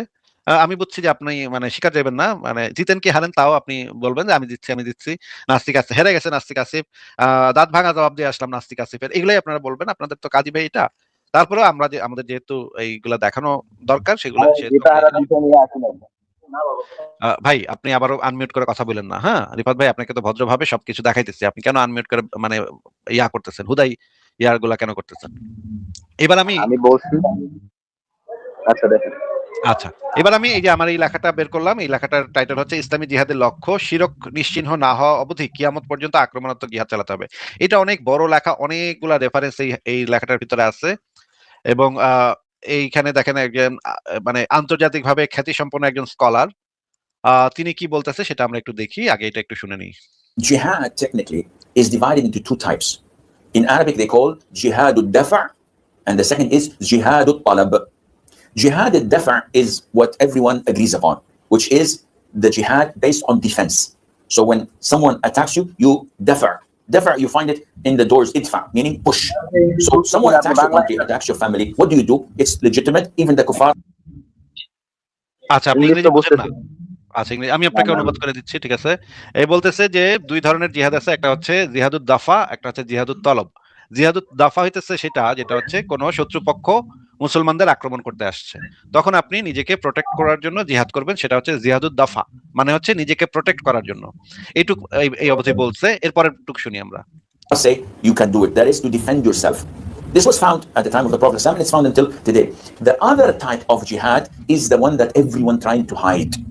আচ্ছা এখানে বললো আরেক ধরনের জিহাদ আছে, অনেক মুসলমান এই জিহাদটাকে অনেকে লুকানোর চেষ্টা করে, যে অনেকে গোপন করার চেষ্টা করে। আরেক ধরনের জিহাদ আছে, সেই জিহাদটাকে অনেক লোক আছে লুকাবার চেষ্টা করে, অনেক মুসলমান সেটাকে লুকায় ফেলার চেষ্টা করে। এই কথাটা বললো উনি হচ্ছেন আন্তর্জাতিকভাবে খ্যাতিসম্পন্ন একজন সালাফি ইসলামিক স্কলার, আসিম বিন হাকিম ওনার নাম। আপনি এই ব্যক্তিকে কি চেনেন রিফাত সাহেব? না আমি আসলে চিনি না। আচ্ছা আপনি ওনার সম্পর্কে গুগলে সার্চ দিয়ে ওনার সম্পর্কে অনেক কিছু পাবেন, উনি অনেক বিখ্যাত একজন উনি বললেন যে আরেক ধরনের জিহাদ আছে যেটাকে সবাই লুকাবার চেষ্টা করে, এইটুক বলছে, তারপরে বাকিটুকু শুনি। And it's called jihadut talab. এবং এটাকে বলা হয় জিহাদুত তলব, মানে হচ্ছে আক্রমণাত্মক জিহাদ, আগ বাড়ায় গিয়ে তাদেরকে আক্রমণ করা। তারা কিছু করে নাই, আপনি আগ বাড়ায় গিয়ে তাদেরকে আক্রমণ করবেন, এইটাকে বলা হয় জিহাদুত তলব। শুনি আর কি বলে, শুনেন। And this means that the jihad of pursuing, running after. And this jihad was at the time of the Prophet alayhi salatu wasalam. আচ্ছা বললো মোহাম্মদের সময়, নবী মোহাম্মদের সময় এই জিহাদ ছিল। এই জিহাদটাকে বলা হয় আগ বাড়ায় গিয়ে তাদেরকে দৌড়ায় গিয়ে ধরা, এটাকে বলা হয় তাদেরকে মানে লাভ দিয়ে গিয়ে তাদের উপরে ঝাঁপায় পড়া। এই জিহাদটা এখানে বলা হচ্ছে, এটাকে বলা হয় জিহাদুত তলব। ঠিক আছে, আমি আপনাকে অনুবাদ করে দিচ্ছি, আপনি হয়তো এক্সাক্ট অনুবাদ হচ্ছে না কিন্তু কাছাকাছি, মিনিংটা কাছাকাছি হবে। শুনেন আরো কি বলে। But this jihad cannot be accomplished, cannot take place unless the state of the Muslims is strong. If you don't আচ্ছা বললো যে যতক্ষণ পর্যন্ত মুসলমানদের শক্তি সামর্থ্য এটা স্ট্রং না হবে ততক্ষণ পর্যন্ত এটা করা যাবে না। যখন দুর্বল থাকবে মুসলমানরা তখন এই জিহাদটা করা যাবে না। যখন মুসলমানরা অনেক শক্তিশালী হবে তখন এই জিহাদটা করতে হবে। আচ্ছা শুনি আরো কি বলে। don't have a strong Muslim country, who can they pursue or attack? No, stay where you are, just try to বললো যখন আপনারা মুসলমানরা যখন শক্তি সামর্থ্য একটু দুর্বল থাকবেন তখন আপনারা যেখানে আছেন সেখানেই থাকেন, সেখানেই শান্তিতে মিলামিশা বসবাস করেন। কিন্তু যখনই আপনাদের শক্তি সামর্থ্যটা বেশি হবে, অস্ত্র শস্ত্র বেশি হবে, তখনই আপনারা গিয়ে আগ বাড়ায় গিয়ে তাদের উপর আক্রমণ করতে পারবেন। এটাকে বলা হয় জিহাদুত তলব। শুনেন আরো কি বলে। fix yourself, enrich your people with Islamic knowledge and iman, then you can go. And what is the reason behind such jihad? Number one, to call them to Islam. It is for da'wah. আচ্ছা বললো যে এই জিহাদের উদ্দেশ্যটা কি? এই জিহাদের উদ্দেশ্যটা হলো তাদেরকে ইসলামে নিয়ে আসা, ইসলামে আনা, হ্যাঁ ইসলামে ঢুকানো, এটা হইতেছে এই জিহাদের লক্ষ্য। শুনি আমি। এখন যদি আগে যায় আকবরাইয়া মানুষদের আক্রমণ করে মাইরে ফেলায় তাহলে আবার দাওয়াত দিবে কখন? ভাই প্রথমে আমি তো আপনাকে বললাম যে প্রথমে তাদেরকে দাওয়াত দেওয়া হবে, যদি তারা ইসলাম কবুল না করে তাহলে তাদেরকে আক্রমণ করে, তাদের পুরুষদেরকে হত্যা করে, তাদের মা বেটিকে গনিমতের মাল বানানো হবে, এইটা বলবে। আপনি শুনেন, শুনেন। The jihad is only for da'wah. That is why when Muslims go and conquer the adjacent country, এই যে বললো এই কারণে মুসলমানরা কোনো একটা অচেনা দেশে গিয়ে আক্রমণ করে, যেই দেশের সাথে তো কোনো সম্পর্ক নাই বা যে দেশের সাথে কোনো জানাশোনা নেই, কারণ এই রকমের একটা দেশে গিয়ে আকবারায় গিয়ে আক্রমণ করে মুসলমানরা, এটা বলতেছে শোনেন। What do? We kill them all? No. The Prophet says the first thing you do is call them to Islam. এই যে বলে আমরা কি সবাই মেরে ফেলবো? না, আমরা সবাই মারবো না, কিন্তু আমরা প্রথমে কি করব, তাদেরকে ইসলামের দাওয়াত দিব। হ্যাঁ, শুনি আরো কি বলে। If they accept it, leave them. বললো তারা যদি আমাদের মানে দাওয়াত একসেপ্ট করে, তারা যদি মুসলমান হয়ে যায়, তাহলে তাদেরকে তাদের মতো ছেড়ে দাও, তারাও মুসলমান, আমরাও মুসলমান, সবাই মুসলমান, তাহলে তো আর কোনো আক্রমণ করার দরকার নেই। কিন্তু এরপরে বলবে শুনেন, Allah said, Muslims, we go. We don't want your country. We don't want your land. We don't want your wealth. If they refuse, then tell them Allah obliged upon you to pay taxation. আচ্ছা বললো তারা যদি ইসলাম কবুলটা না করে, তাইলে তাদেরকে বলবা যে তোমরা ট্যাক্স দিবা, আমাদেরকে জিজিয়া দিবা, তোমরা যদি বাইচা থাকতে চাও তাহলে তোমরা আমাদেরকে জিজিয়া দিয়া বাইচা থাকতে পারবা। ওরা কিন্তু কোনো আক্রমণও করে নাই, কোনো ক্ষতিও করে নাই মুসলমানদের, এই রকমের একটা জনগোষ্ঠীর সম্পর্কে বলা হচ্ছে। তারা কিন্তু কিছুই করে নাই মুসলমানদের সাথে, তাদেরকে গিয়া মুসলমানরা হুমকি দিবে যে তোরা এখন তাহলে জিজিয়া টাকা দিবি আমাদের, বছরে বছরে টাকা দিবি আমাদেরকে, নাইলে কিন্তু অসুবিধা আছে। হ্যাঁ, আচ্ছা শুনি আরো কি বলে। Jizya. Stay kafir as you wish, no problem. But you have to give us a percentage, and this percentage, by the way, is given once or twice a year, depending on the rules. In return, when enemy comes and attack your country, you don't fight. We Muslims protect you. Subhanallah, for this little money, yes, and you enjoy sitting in your homes and in your country and live your life normally. But the ruling is for Sharia, so you do not open nightclubs. You do not. হ্যাঁ, বললো তোমরা জিজিয়া দিবা, কিন্তু এই যে শরিয়া আইন কায়েম করতে হবে ওই অঞ্চলে, তখন শরিয়া আইনটা কায়েম করতে হবে। অবশ্যই ভাই, আমরা এগুলো উসমানীয় যে খিলাফত, এগুলো আমরা পড়ছি, আমরা জানি এখানে কখনো এই আমলে কাউরে উপর অত্যাচার করা হইতো না, তারা দাওয়াত দিত। অত্যাচার করা হইতো কি হইতো না সেটা নিয়ে আমরা পরে এক্সট্রা আলোচনা করতে পারি যদি আপনি চান। অত্যাচার করা হইতো কি হইতো না সেটা রেফারেন্স আমার কাছে বের করা আছে। আপনি খালি একটা আলোচনার সময় আপনি আরেকটা আলোচনাতে, ভাই আপনাকে একটু মিউট করে দিচ্ছি, আপনি একটা আলোচনার সময় আরেকটা আলোচনাতে টানা হেঁচড়া শুরু করে দেন, কেন করতেছেন বুঝতেছি না। আমরা তো এখন খেলাফত আমলে অত্যাচার করা হইতো কি হইতো না সেটা নিয়ে এই মুহূর্তে আলোচনা হচ্ছে না ভাই। এই মুহূর্তে আলোচনা হচ্ছে তারা আপনার কোনো ক্ষতি করে নাই, তারা আপনার জন্য কোনো আপনার মারতে আসে নাই, আপনি গিয়া তাদেরকে মারতে গেছেন। আপনি বলছিলেন যে এটা নাকি ইসলামের নাই, এটা নাকি আমি দেখাইতে পারবো না, আমি সেইটা দেখাইতেছি। আপনি এখন অন্য আলোচনাতে কেন যাইতেছেন? এই যে একটা কাফের রাষ্ট্রে কাফেররা কাফের মতো করে থাকতেছে, একে কেন আপনি আক্রমণ করবেন, এদেরকে কেন জিজিয়া দিতে বলবেন? এটা তো ভাই মানে সাম্রাজ্যবাদী আচরণ, এটা তো মানুষের অধিকার লঙ্ঘন করা, এটা তো মানে অত্যন্ত নোংরা কাজ। আপনি এখন আবার বলতেছেন খেলাফত আমলে কাউরে অত্যাচার করা হইতো কি হইতো না, সেটা নিয়ে আপনি যদি আলোচনা করতে চান আমি সেটা নিয়ে আলোচনা করতে পারবো, সেটা নিয়ে আলোচনা করতে আমার কোনো সমস্যা নাই। আপনি একটু শুনেন ভাই, হ্যাঁ, কথার উল্টাপাল্টা কথা বলেন না, আর অন্য প্রসঙ্গে যাওয়ার চেষ্টা করেন না, আমরা একটু শুনি কি বলে। Fornicate in the streets, you do not know Sharia rules, but you live your life, you marry, you have children, you enjoy your life, but publicly Islam rules. If they refuse, then we have to fight. আচ্ছা, এই যে বললো যদি জিজিয়াও তারা না দেয়, তারা যদি তাদের মতো থাকতে চায়, তারা মানে ইসলাম কবুলও করবে না এবং জিজিয়াও দিবে না, তাইলে এই যে করে দেখাইলো, তাইলে তাদেরকে মেরে ফেলা হবে। আবার একটু দেখি অংশটুকু কি বলে। If they refuse, then we have to fight. And if we fight you, then we capture you, you become our slaves, and we take your land. এই যে কি বললো, যদি আমরা আক্রমণ তখন করি, তখন তোমাদের জায়গা সম্পত্তি সমস্ত আমাদের দখলে, তোমরা আমাদের দাসে পরিণত হবা, আমরা হব মালিক, তোমরা হবা দাস। ভাই কথাটা কি শুনতে পাইছেন? ইউ বিকাম আওয়ার স্লেভ, এটা শুনতে পাইছেন? শুনছি, আর ইতিহাস আমরা অনেক আগে থেকেই পড়ছি, দেখি নাই তো। আপনি এটা জানেন যে আক্রমণাত্মক জিহাদ ইসলামে আছে, তাও গোপন করার চেষ্টা করতেছিলেন না তখন? কোনো আক্রমণ করা হয় নাই ভাই, এখানে দাওয়াতের কথা বলছে, দাওয়াত। মানে একটা কাফের রাষ্ট্র মনে করেন হিন্দু ধর্ম বিশ্বাস করে, তাদেরকে দাওয়াত দিবেন ইসলামে আসার, তারা যদি না মানে তাহলে কি করবেন আপনারা?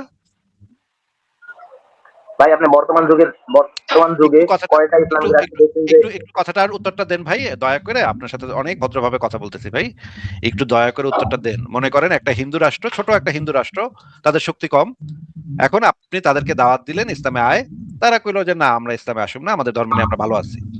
এরপরে হিন্দুদের উপরে তো আর জিজিয়া ধার্য হয় না, হ্যাঁ, সূরা তাওবার 29 নম্বর আয়াত অনুসারে হিন্দুদের উপরে জিজিয়া ধার্য হয় না। তো তারা জিজিয়া যেহেতু নাই, সেহেতু তাদের উপরে আপনারা এখন কি করবেন? আক্রমণাত্মক জিহাদ করবেন নাকি জিহাদুত তলব করবেন নাকি?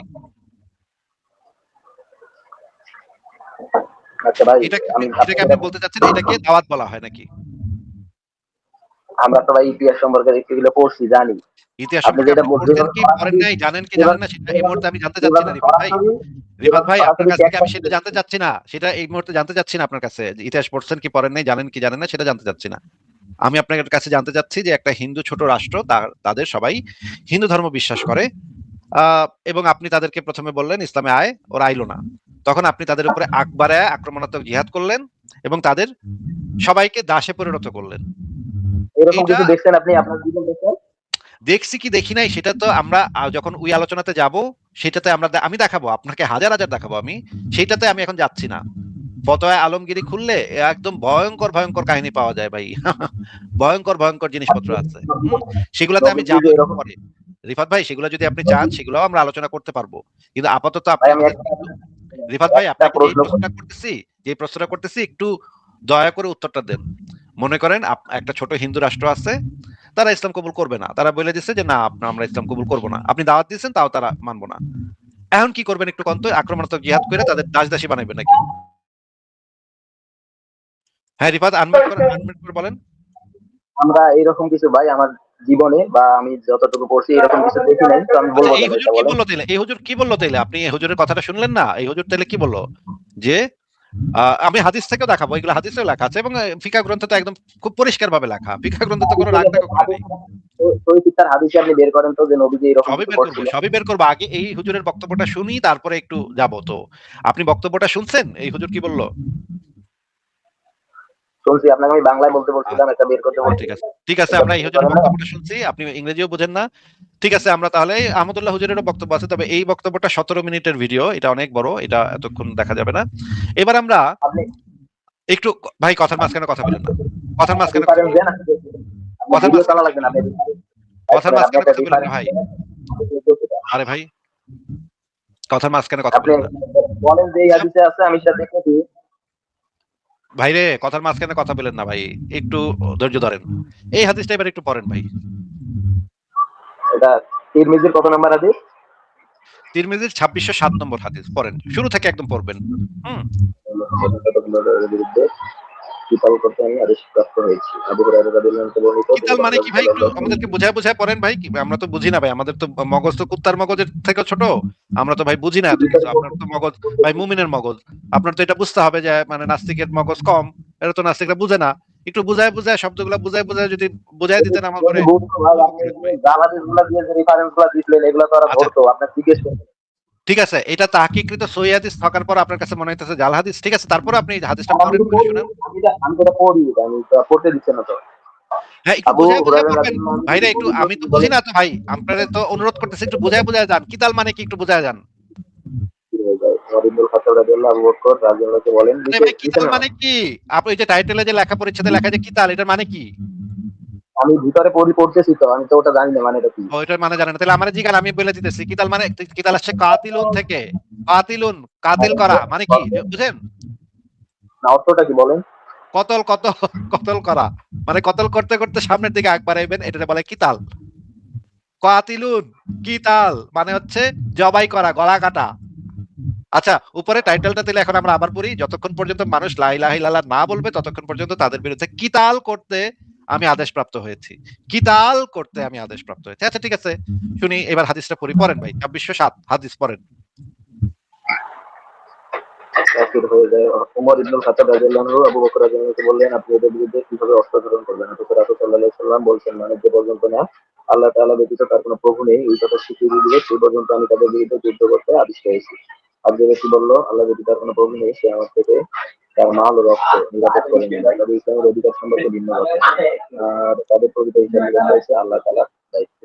আচ্ছা ভাই এই হাদিসে হাদিসটা সহি কিনা, এই হাদিসটা ভাই সহি এই কিনা হাদিসটা আমরা একটু দেখে নিই, এই হাদিসটা সহি কিনা একটু দেখে নিই আগে। এই হাদিসটা তো সহি লেখা এখানে নাকি তাহকিকৃত সহি নাকি? সহি বললাম, হাদিসের আগে দিছে আর কিছু নাই, মানে এটা কি জন্য বললো সেইটা তো আমরা বুঝবো, তো হাদিসটা পড়েই বুঝবো, তো হাদিসের আগে পিছে কি আছে সেটা তো পড়েই বুঝবো। তো এই হাদিসটা এবার আপনি একটু, হাদিসটা সহি এটা তো আমরা শিওর হইলাম নাকি? হ্যাঁ সহি। আচ্ছা, আর তারপর আমরা আবার চ্যাট জিপিটি বা জেমিনাইকে দিয়ে টেস্ট করা নিব যে হাদিসগুলো সহি কিনা, সেটা আমরা পরে করবো না একটু পরে। এখন আপনি আমাদেরকে একটু বলেন তো, এখানে রাসূলুল্লাহর যে কথাটা, ওমর যে আবু বকরকে এই রাসূলুল্লাহর কথাটা মনে করায় দিল, কথাটা হইলো রাসূলুল্লাহ বলছে মানুষ যে পর্যন্ত না আল্লাহ তাআলা ব্যতীত কোনো প্রভু নেই, মানুষ এখানে মানুষ বলা হয়েছে মানে সকল মানুষের কথা বোঝানো হয়েছে এখানে, ঠিক আছে? পৃথিবীর কেয়ামত পর্যন্ত যত মানুষ আসবে সমস্ত মানুষের কথা এখানে বোঝানো হচ্ছে। এটাও আমরা টেস্ট করে নিব চ্যাট জিপিটি কে দিয়া। এখানে বলা হচ্ছে মানুষ যে পর্যন্ত না আল্লাহ তাআলা ব্যতীত কোনো প্রভু নেই এ কথার স্বীকৃতি দিবে সেই পর্যন্ত আমি তাদের বিরুদ্ধে যুদ্ধ করতে আদিষ্ট হয়েছি। আর যে ব্যক্তি বলল আল্লাহ ব্যতীত কোনো প্রভু নেই সে আমার থেকে তার মাল ও রক্ত মানে জীবন নিরাপদ করে নিল। মানে হইতেছে আপনি মানে কাফেররা যতক্ষণ পর্যন্ত মুসলমান না হবে ততক্ষণ পর্যন্ত তাদের বিরুদ্ধে যুদ্ধ করতে আদিষ্ট হয়েছে রাসূলুল্লাহ, নাকি? তাই আমি তো বললাম এটা তো আমি বুঝছি, কিন্তু একটা বিষয় একটা হাদিসের তো আগে পিছিয়ে যে কোনো একটা বিষয় নিয়ে এই আগে হাদিসগুলো পিছে তো আসছে, আমরা তাই না? দেখতেছি, আগে পিছে তো আমরা দেখতেই আছি যে আবু বকরের কোন জিনিস সময় আবু জানেন বকর সেটা আমি জানি। খিলাফত রিফাত সাহেব একটু শুনেন কথা। আগে পরে তো আমরা দেখতে আসছি যে আবু বকরের সময় কিছু লোক ইসলাম ত্যাগ করে ফেলছিল। ইসলাম ত্যাগ মানে ইসলাম মানে মুরতাদ হয়ে গেছিল, দূর ইসলাম মানি না, মোহাম্মদের ডরে আমরা ইসলাম গ্রহণ করছিলাম, এখন তো মোহাম্মদ মেরে গেছে, এখন আমরা আর ইসলাম মানি না। তখন ওমর আবু বকরকে এই হাদিসটা মনে করায় দিতেছে যে তাদের বিরুদ্ধে কিতাল করতে হবে। তখন আবু বকর এরপরে কিতাল করা শুরু করলো, মানুষকে যারা ইসলাম ধর্ম ত্যাগ করছিল সবাইকে মেরে ফেললো আবু বকর। সেটা আমরা পরে আবার দেখবো, পরে আরো রেফারেন্স আছে সেটা সপক্ষে। আবু বকর বেশ কয়েকটা যুদ্ধ করছিল মুরতাদদের বিরুদ্ধে, যারা ইসলাম ধর্ম ত্যাগ করছে সবাইরে মেরে ফেলেছিল আবু বকর, একদম গণহারে, মানে গোত্র গোত্র আক্রমণ করে সবাইরে জবাই করছিল আবু বকর, একেবারে রক্তের বন্যা বয়ে দিছিল আবু বকরের আমলে। যারা মুরতাদ হয়েছিল যে সমস্ত গোত্র সবাইকে জবাই করে ফেলেছিল আবু বকর। খালিদ বিন ওয়ালিদকে নাঙ্গা তরবারি নিয়ে পাঠাইছিল, সামনে যারে পাইবা সবাই মেরে লাবা, এইটা বইলা হুকুম দিয়া পাঠাইছিল খালিদ বিন ওয়ালিদ। সেটা আমি একটু পরে আপনাকে দেখাবো, সেটার দলিল আমার কাছে আছে। কিন্তু আমরা এখানে দেখতে পাচ্ছি যে রাসূলুল্লাহ একটা হুকুম দিয়ে গেছিল যে কিয়ামত পর্যন্ত যতক্ষণ পর্যন্ত না মানুষ আল্লাহ এই যে মুসলমান হবে ততদিন পর্যন্ত তাদের বিরুদ্ধে কিতাল করতে হবে, তাদের বিরুদ্ধে আক্রমণাত্মক জিহাদ করতে হবে। এইটা তো আমি আপনাকে দেখাইলাম রিফাত ভাই, আক্রমণাত্মক জিহাদ কি তাহলে ইসলামে আছে নাকি নাই একটু বলেন তো? হ্যাঁ, আছে, দেখলাম তো আছে। আর মানে কোন কাফের গোত্র যদি ইসলাম গ্রহণ করতে না চায় তাহলে তাদের সম্পর্কে ইসলামের বিধান কি? এটা ভাই আগে পিছিয়ে যেহেতু আপনি আমাকে দেখান নাই, একটা হাদিস দেখাইছেন, এটা দিয়ে আমি আসলে কোনো মন্তব্য করতে পারবো না। এই হাদিসে কি বলা আছে? এই হাদিসে আপনি যেটা বললেন সেটাই বলা আছে। আচ্ছা ঠিক আছে, আমরা দেখি আগে পিছে হাদিসে যদি মানে ইয়াটাও আমরা তাহলে দেখতে হবে যে আরো অনেকগুলো রেফারেন্স আছে আমার কাছে, সেগুলো আমরা একটু দেখবো একটা একটা করে। তিরমিজিতে ঢোকেন, তিরমিজিতে হাদিস গ্রন্থটা আছে, তাদের ওইখানেই ঢোকে এই হাদিসটা বের করে। সেইটাও আমি বের করে দেখাবো আপনাকে, অসুবিধা নেই, আমার কাছে সবই আছে। একটু ধৈর্য ধরেন, আমরা একটু আরেকটা ইমাম নববীর একটা দলিল আছে, সেই দলিলটা আমরা একটু দেখে নেই। আচ্ছা এইটা আমরা একটু দেখি, এইটা একটু পড়েন তো ভাই। এটা হচ্ছে সহিহ মুসলিম হাদিস গ্রন্থ থেকে সরাসরি দেখাচ্ছি আপনাকে। এই হাদিসটা একটু জোরে জোরে পড়ে শোনান তো, অনুচ্ছেদ 1-এর পরে কি লেখা? যে কাফিরদের কাছে ইসলামের দাওয়াত পৌঁছেছে তাদের উপর অতর্কিত আক্রমণ করা বৈধ। এই কথাটা বুঝাই দেন একটু, আমরা তো ভাই নাস্তিক তো বুদ্ধি কম, একটু যদি বুঝাই দিতেন। ভাই বুঝি নাই, কি বললেন? আমরা তো নাস্তিক এজন্য বুদ্ধি কম, আপনি তো কইলেন একটু আগে আমাদের কুত্তার মগজের মতো বুদ্ধি, এজন্য তো আমি বুঝি না এই কম না হাদিসে কি ভাই, লেখা। আপনাদের বুদ্ধির অভার অভার। ভাই আমি তো বুঝি না, আপনি তো একটু আগে কইলেন না আমার বুদ্ধি হলো কুত্তার মগজের থেকে কম, এই জন্য তো বুঝতেছি না। যদি একটু বুঝাই দিতেন হাদিসের টাইটেলে কি লেখা তাহলে আমি একটু উপকৃত হইতাম। ভাই, শয়তানের বুদ্ধি কিন্তু কম না, শয়তানের প্রচুর বুদ্ধি। ইয়া ভাই রিফাত ভাই, আপনার বুদ্ধি তো, আপনি তো মুমিনের বুদ্ধি, আমার তো ভাই নাস্তিকের বুদ্ধি, বুঝেনি তো কম। আপনি তো একটু আগে কইছেন, আমি তো কই নাই ভাই এটা। আপনি একটু বুঝাই দেন এই টাইটেলে কি লেখা, এটার মানে কি, মিনিং কি?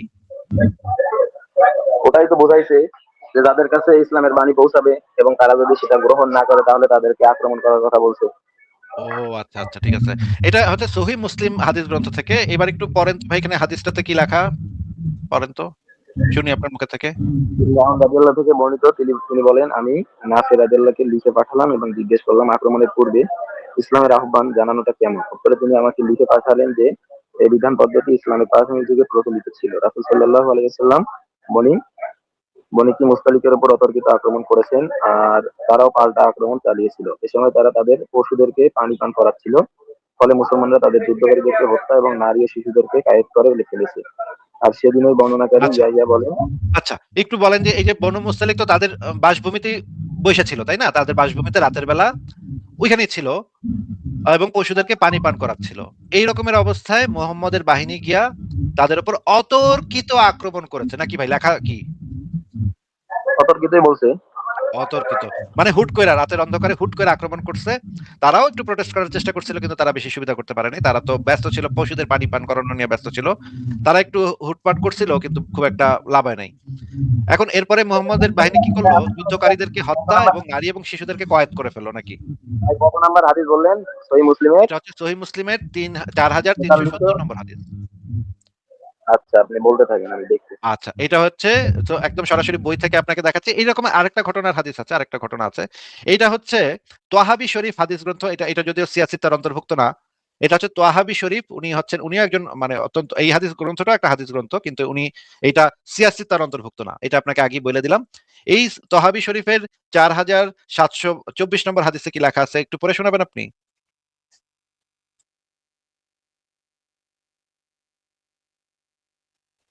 রিফাত ভাই, এই হাদিসে কি লেখা আছে পড়ে শোনাবেন? রিফাত, আপনার কথা শোনা যাচ্ছে না। বলছি ভাই আপনি পড়েন, আমি আরেকটা বিষয় দেখতেছি, আপনি পড়েন।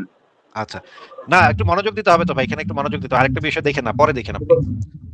আগে বলতেছি এটা একটু বুঝে নেন ভালো করে। এখানে বলা হচ্ছে যে এই এই দাওয়াত দেওয়ার আবশ্যকতা ইসলামের শুরুতে ছিল, কেননা তখন সবার কাছে দাওয়াত পৌঁছেনি এবং তারা জানতো না যে তাদের বিরুদ্ধে কেন যুদ্ধ করা হয়। তাই দাওয়াত দেওয়ার নির্দেশ ছিল যেন তা তাদের জন্য তাবলিগ হয়ে যায় এবং তাদেরকে অবহিত করা হয় যে তাদের বিরুদ্ধে যুদ্ধের কারণ কি। মানে বর্তমান সময়ে আর দাওয়াত দেওয়ার দরকার নেই, আপনি গিয়ে একবারে গিয়ে আক্রমণ করতে পারেন, কোনো সমস্যা নাই, কোনো প্রবলেম নাই। ইসলাম বলে যে ইসলামের দাওয়াত পৃথিবী সবার কাছে এখন পৌঁছায় গেছে, এখন আর দাওয়াত ফাওয়াতের পুষাপুষির টাইম নেই, এখন গিয়া শক্তি সামর্থ্য থাকলে আক্রমণ করতে হবে। এইটাই ইসলামের বিধান। এই যে এবার আমরা এই ভিডিওটা একটু দেখি, যে এই যে নারীদেরকে যে করা হইতো সেটার কারণটা একটু শুনি, শুনেন। টাকা দিয়ে দাসী কিনা হলে টাকা দিয়ে পতিতালয়ে যাওয়া যাবে না কেন? এই খাপা কে কইছে দাসী কিনা যাবে? বাংলাদেশে একটা দাসী আছে নাই তো? এখানে কোথা আছে? কিন্তু যুদ্ধ করা, তুমি মায়ানমারের সাথে যুদ্ধ করো, যতগুলো মেয়ে পাওয়া যাবে এগুলো সৈনিকদের মাঝে বন্টন হয়ে যাবে।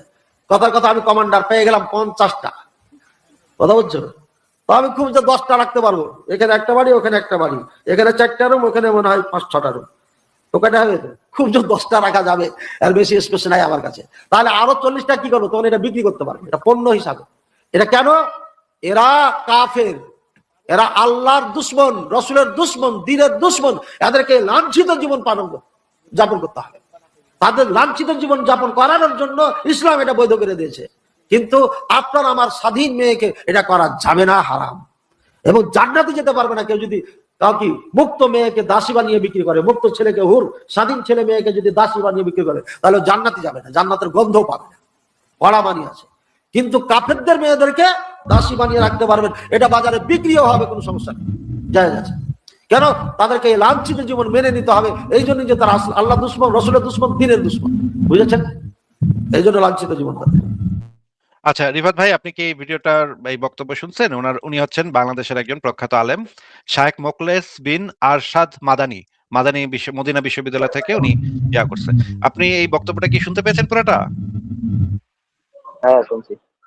কি বললো যদি একটু বুঝাই দিতেন আমাদেরকে। ভাই আমি যা বুঝছি, আপনি আমার থেকে আরো বেশি বুঝছেন, আপনাকে আমার কিছু বোঝানোর দরকার নাই। আমি আপনাকে আগে থেকে বলছি, আমার একটা ছোট্ট একটা প্রশ্ন আছে, এটা শুনলে আমি বের হইতে পারি। না ভাই, আমি এখন এই লেখাটা, আমার আরো অনেক রেফারেন্স আছে, আমি কিন্তু আপনার একটার পর একটা দেখা যেতে পারি, কারণ আমার কাছে হাজার হাজার হাজার হাজার রেফারেন্স আছে। এই অংশটুকু একটু পড়তেই হবে, এই অংশটুকু না পড়লেই না।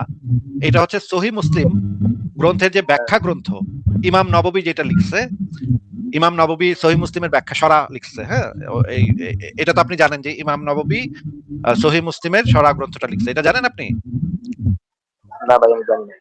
মানে মানে সহিহ মুসলিম হাদিস গ্রন্থের যে ব্যাখ্যা, সেই ব্যাখ্যা গ্রন্থটা আবার লিখছে ইমাম নববী। উনি এই ইমাম নববী অত্যন্ত, মানে সবচেয়ে বড় ইমামদের মধ্যে একজন। হ্যাঁ, ইসলামের ইতিহাসে সবচেয়ে বড় ইমাম যারা, তাদের ভিতরে ইমাম নববী একজন। এই ইমাম নববীর যে বইটাতে ধর্ম বা এগুলা সব মিথ্যা, এই তো ভাই, এগুলা পরে আলোচনা ভাই। এখন আমরা যে আলোচনাতে আছি সেটা শেষ করতে হবে ভাই। রিফাত ভাই, আমরা যে আলোচনাতে আছি সেটা শেষ করতে হবে ভাই। ওগুলা মানে ফাওয়াপেজাল এখন পেরেন না। এটা আমি বুঝছি। এখন আমার ভাই ফাওয়াপেজাল এখন পেরেন না ভাই, ফাওয়াপেজাল পেরেন না ভাই। আমরা এখন যেখানে আছি সেটা একটু শেষ করা লাগবে। এই লেখাটার এই অংশটা, এই যে ইমাম নববীর যে সরা গ্রন্থ, সহিহ মুসলিমের সরা গ্রন্থ, এই অংশটুকু একটু আমাদেরকে পুরো শোনান ভাই, এখানে কি লেখা? এখানে আরম্ভ না করিলেও সকল ধর্ম ও বর্ণের কাফিরদের বিরুদ্ধে প্রথমে জিহাদ শুরু করিবে, যতক্ষণ পর্যন্ত এই না কথাটার তাহারা মানে কি ইসলাম ভাই? গ্রহণ করে। ভাই ভাই মানে বোঝা যান ভাই, আমরা বুদ্ধি কম তো ভাই, আমাদের বুদ্ধি কুত্তার মগজের থেকে কম ভাই। কি কন? নাস্তিকের সাথে কথা বলতে আসছেন আপনার মতো জ্ঞানী মুমিন ভাই, আমাদেরকে একটু বোঝায় যাবেন না? আমি তো বুঝতেছি না। কি বোঝেন নাই? এই যে প্রথম লাইনে কি কইলো এটা বুঝি নাই। এই তো বলছে কাফিরদের বিরুদ্ধে জিহাদ জিহাদ করার কথা বলছে। না না, ওই যে মুসলমানগণের বিরুদ্ধে যুদ্ধ আরম্ভ না করিলেও সকল ধর্ম ও বর্ণের কাফেরদের বিরুদ্ধে প্রথমেই জিহাদ শুরু করিবে, এই কথাটার মানে কি?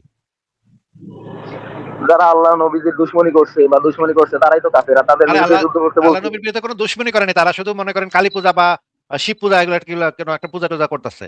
আর এদের সম্পর্কে ইসলামের কি করবে ইসলাম মুসলমান? তাদেরকে দাওয়াত দিতে বলছে, দাওয়াত না নিলে তাদের সাথে যুদ্ধ করতে বলছে। যুদ্ধ না তো, এটা তো আক্রমণ হইলো। আক্রমণেই তো, আক্রমণের আগেই তো দাওয়াত দিতে বলছে, এখন যদি তারা গ্রহণ না করে তাহলে তাদেরকে আক্রমণ করতে বলছে। ও, তাদেরকে আক্রমণ করবেন আপনারা? আচ্ছা ঠিক আছে, একটু এরপরে পড়েন, এরপরে কি লেখা? মানে আগ বাড়ায় গিয়ে তাদেরকে প্রথমেই গিয়া তারা যদি যুদ্ধ শুরু নাও করে তাহলেও তাদেরকে আগ বাড়ায় গিয়ে তাদের উপরে আক্রমণ, মানে অতর্কিত আক্রমণ করতে হবে নাকি? ভাই তারা যুদ্ধ শুরু করছে কি না করছে এগুলা বিষয় তো এখানে বলা নেই। এই যে এখানে লেখা আছে তো, এই যে মুসলমানগণের বিরুদ্ধে যুদ্ধ আরম্ভ না করিলেও এই কথাটা লেখা নেই এখানে। হ্যাঁ আছে। মানে তারা মুসলমানদের সাথে কোনো যুদ্ধ করে নাই, তারা তাদের মতো আছে, মূর্তি টুর্তি পূজা করতেছে, মুসলমানরা তাদের বিরুদ্ধে প্রথমেই জিহাদ শুরু করিবে নাকি, এটা লেখা এখানে?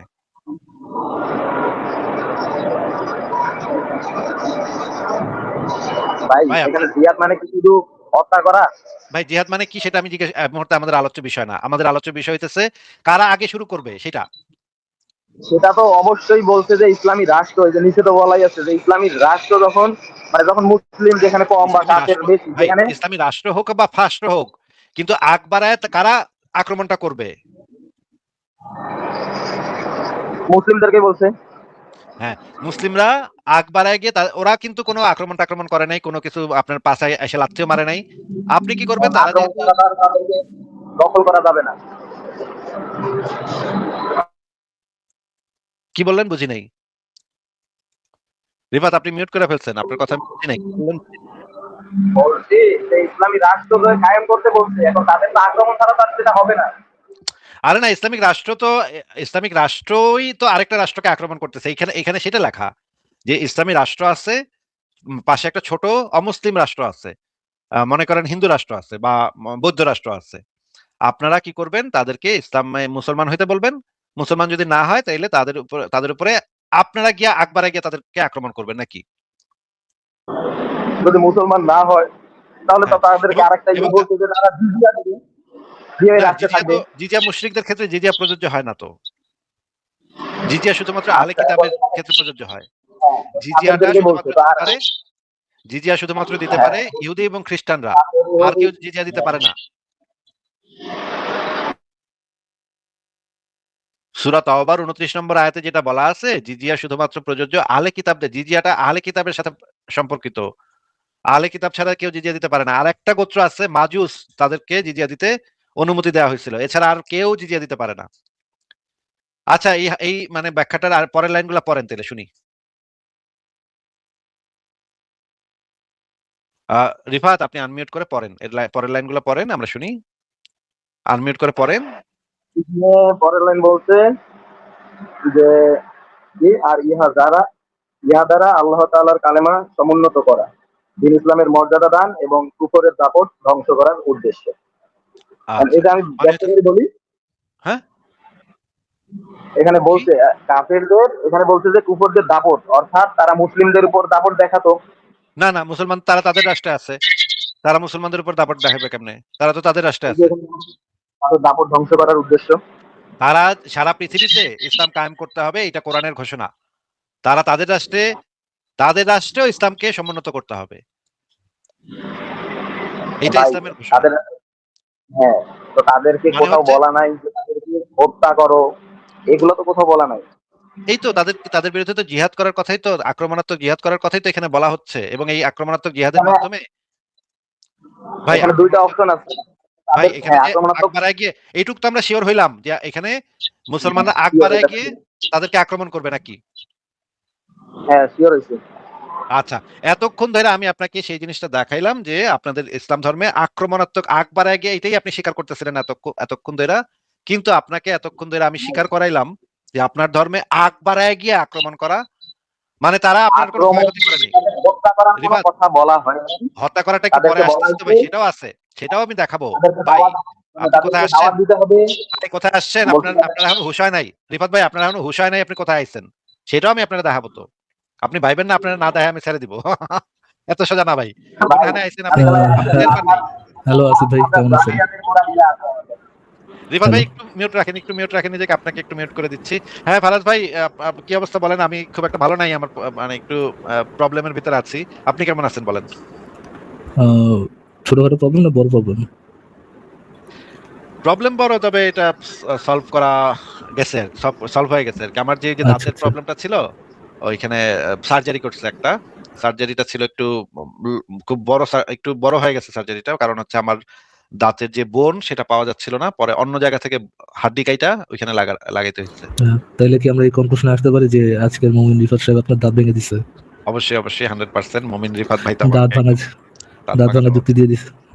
ভাঙা জবাব আচ্ছা, দিচ্ছে। আমি ব্যাকে থেকে একটু দেখছিলাম আর কি, কিছুক্ষণ আগে থেকে আমি একটু দেখছিলাম যে আপনাদের একটা আলোচনা চলতেছে এই বিষয়টা নিয়ে, যে আপনার দাসীদের সাথে যৌন সঙ্গম করার আগে দাসীদের কনসেন্ট নিতে হবে কিনা এই বিষয়ে একটা আপনার আলোচনা করতেছিলেন। তো আপনার কি মনে আছে আসিফ ভাই এই বিষয়ে, যে আমি একটা ইয়ে দিয়েছিলাম, একটা প্রেজেন্টেশন দিছিলাম দাসীদেরকে হ্যাঁ রেপ হ্যাঁ, করা নিয়ে ইসলাম কি বলে? মনে আছে। হ্যাঁ আচ্ছা, আমি কি এটা একটু শো করতে পারি? ফারাজ ভাই, আমরা তো এটা কি এখন করবেন না একটু পরে করেন? কারণ আমরা ওই যে আরেকটা আলোচনার ইসের ভিতরে চলে আসছি। ওই আমি আচ্ছা মাত্র দেখালাম হচ্ছে। ঠিক হ্যাঁ, আছে, আমি জাস্ট একটা কি কনফার্ম, আচ্ছা ঠিক আছে আপনি বলুন, তারপর আমি এবার দেখবো নাকি। প্লিজ। ওই জিনিসটা অলরেডি ওনার সাথে আলোচনা হয়ে গেছে যে দাসীর কনসেন্ট লাগে না। উনি স্বীকার করছে যে দাসীর স্ত্রী কনসেন্ট লাগে না, দাসীর কনসেন্ট আবার কি? ওই যে বিয়ার আচ্ছা, সময় আমি একটু সময় শুনছিলাম স্ত্রীর কনসেন্ট লাগে না, এটাই তো উনি বললেন। আচ্ছা হ্যাঁ ভাই, তাহলে আসবে আপনি কোনো জিজ্ঞেস করছেন? উনি তো প্রথম এই পজিশনটাই হোল্ড করছেন, মানে ওনার কথা শুনে আমার কাছে যেটা মনে হয়েছে যে দাসীদের যে কনসেন্ট নিতে হয় না, এটাকে আপনি ইসলাম, মানে আপনি এই কথা বললে ইসলামকে মিসরিপ্রেজেন্ট করতেছেন, ভুলভাবে প্রকাশ করতেছেন। ইসলাম অ্যাকচুয়ালি দাসী থেকে কনসেন্ট নিতে বলে, দাসী থেকে অনুমতি নিতে বলে, এবং দাসী থেকে অনুমতি নেওয়াটাই নৈতিক। দাসী থেকে যদি অনুমতি নেওয়া না হয় সেটা একটা ধর্ষণ বা এটা একটা অনৈতিক কাজ। উনি কি এখন ইসলামে অনুমতি নেওয়া লাগে না, এই জন্য কি দাসীর অনুমতি না নেওয়াটাই নৈতিক হয়ে গেল, নাকি ইসলামে এখন একটা অনৈতিক জিনিস ইনক্লুডেড হলো? এই জিনিসটার কি ফয়সালা হয়েছে আপনি ভাই? না, উনি প্রথমে এসে বলছেন যে আসিফ সাহেব আপনি তো জাল হাদিস দিচ্ছেন, দাসীর তো অনুমতি নেওয়া লাগে। পরে আমি যখন দেখাইলাম দাসীর কেন স্ত্রীর অনুমতি নেওয়া লাগে না, তখন উনি কইলো যে হ্যাঁ ঠিক আছে, স্ত্রীর অনুমতি নেওয়া লাগে না, কিন্তু ওই যে বিয়ের সময় তো অনুমতিটা, বিয়ের সময় এটাই অনুমতি। হ্যাঁ, তো আমি বললাম তাহলে স্ত্রীর অনুমতি লাগে না, এটা আমি বলছি। একটু শেষ করি রিফাত সাহেব, আমি একটু শেষ করি, আপনি আবার বললেন। পরে আমি বললাম যে ভাই এটা তো অনুমতি হয় না, কিন্তু দাসীর ক্ষেত্রে তো বিষয়টা সম্পূর্ণ আলাদা, দাসীরা তো বাজার থেকে কিনে আনে। তখন সে বললো আরে দাসীরা যখন যুদ্ধ করতে আইছিল তখনই ওরা ওই কনসেন্ট দিয়ে দিচ্ছে, ওই রেপ হইবই, ওরা তো রেপ হইবই, ওরা তো যুদ্ধ করতে আসছে। তো আমি ওনাকে বললাম যে ভাই যুদ্ধ করতে তো তারা আসে নাই, তারা তো তাদের বাসভূমিতে বসবাস করতেছিল, শুধুমাত্র ইসলাম কবুল করে নাই। এই কারণে মুসলমানরা তাদের উপর আগ বাড়ায় গিয়ে আক্রমণ করছে। সে বললো যে না না না, ইসলামে তো আক্রমণাত্মক জিহাদ বিলা কিছু নাই। তাহলে এক সেকেন্ড, আসিফ ভাই একটু বুঝি। তাহলে উনি তাহলে এটা বুঝে যাচ্ছেন, মানে দাসীর কনসেন্ট লাগা মানে এইটা যে তারা যুদ্ধক্ষেত্রে আসছে, সুতরাং তারা মানুষের যৌন দাসী হওয়ার জন্য রেডি। এটা উনি বলছেন। যুদ্ধ করতে আপনার কখন তো হত্যা করতে আসবে? আপনার যখন তো হত্যা করতে আসবে, আপনি কি তার জীবিকাকে মুক্তি রাখবেন? রিফাত ভাই আমি একটু কথা বলতেছি ফারাজ ভাইয়ের সাথে, আমি একটু কথা বলতেছি। রিফাত ভাই আপনি একটু মিউট রাখেন, আমি একটু কথা বলে নেই, তারপর আপনি বললেন। ফারাজ ভাই এটা নিয়েও তো আলোচনা হইতে পারে যে যদি তারা যুদ্ধক্ষেত্রে আসেও তারপরেও কেন কিভাবে এই রেপটা জাস্টিফাইড হয়, সেটাও একটা অদ্ভুত বিষয়। কিন্তু ফারাজ ভাই উনি বলতেছেন যে ওই যে যুদ্ধক্ষেত্রে আইছে না, তাহলে তো রেপ করবোই, অসুবিধা কি? এখন আমি বুঝলাম। আরেকবার একটু বুঝে আসিফ ভাই, মানে যুদ্ধক্ষেত্রে আসছে বলেই তাদেরকে রেপ করা যাবে, তাদেরকে অনুমতি ছাড়া ধর্ষণ করা যাবে আর কি? হ্যাঁ, এটা ওই যে একটা আলেমের বক্তব্য দেখাইলাম, এটা হইতেছে তাদের শাস্তি স্বরূপ, এই কুফরের শাস্তি। হ্যাঁ, আচ্ছা, আপনি কি এই কথার সাথে আপনি আমার সাথে যুদ্ধ করতে আমি বুঝিনি, তারপর আপনি রেসপন্সটা করেন। আপনি কি এই দাবিটার সাথে একমত যে যেহেতু তারা যুদ্ধ করতে আসছে সেহেতু তাদেরকে রেপ করা বৈধ? আপনি কি এই দাবিটার সাথে একমত? আপনি যদি বৈধ মনে করে আমার সাথে যুদ্ধ করতে আসেন তাহলে বৈধ হবে না?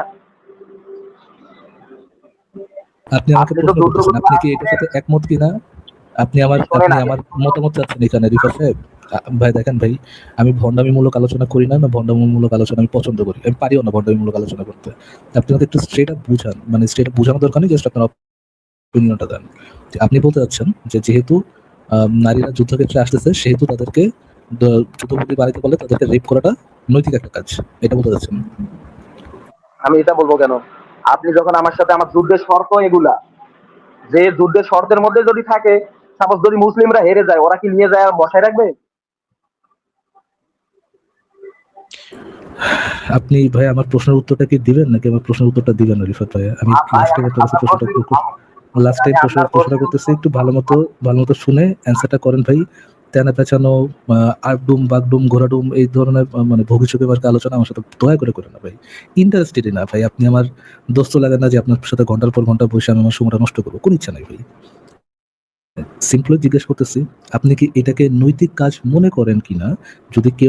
যদি কোনো মহিলা আপনার সাথে যুদ্ধক্ষেত্রে আসে, আপনার সাথে যুদ্ধে অংশগ্রহণ করতে আসে, মানে আপনার বিপক্ষে যুদ্ধে অংশগ্রহণ করতে আসে, তাহলে সেই মহিলাকে পরবর্তীতে রেপ করাটা বা ধর্ষণ করাটা একটা নৈতিক কাজ, আপনি কি এই কথাটা বলতে চাচ্ছেন কিনা?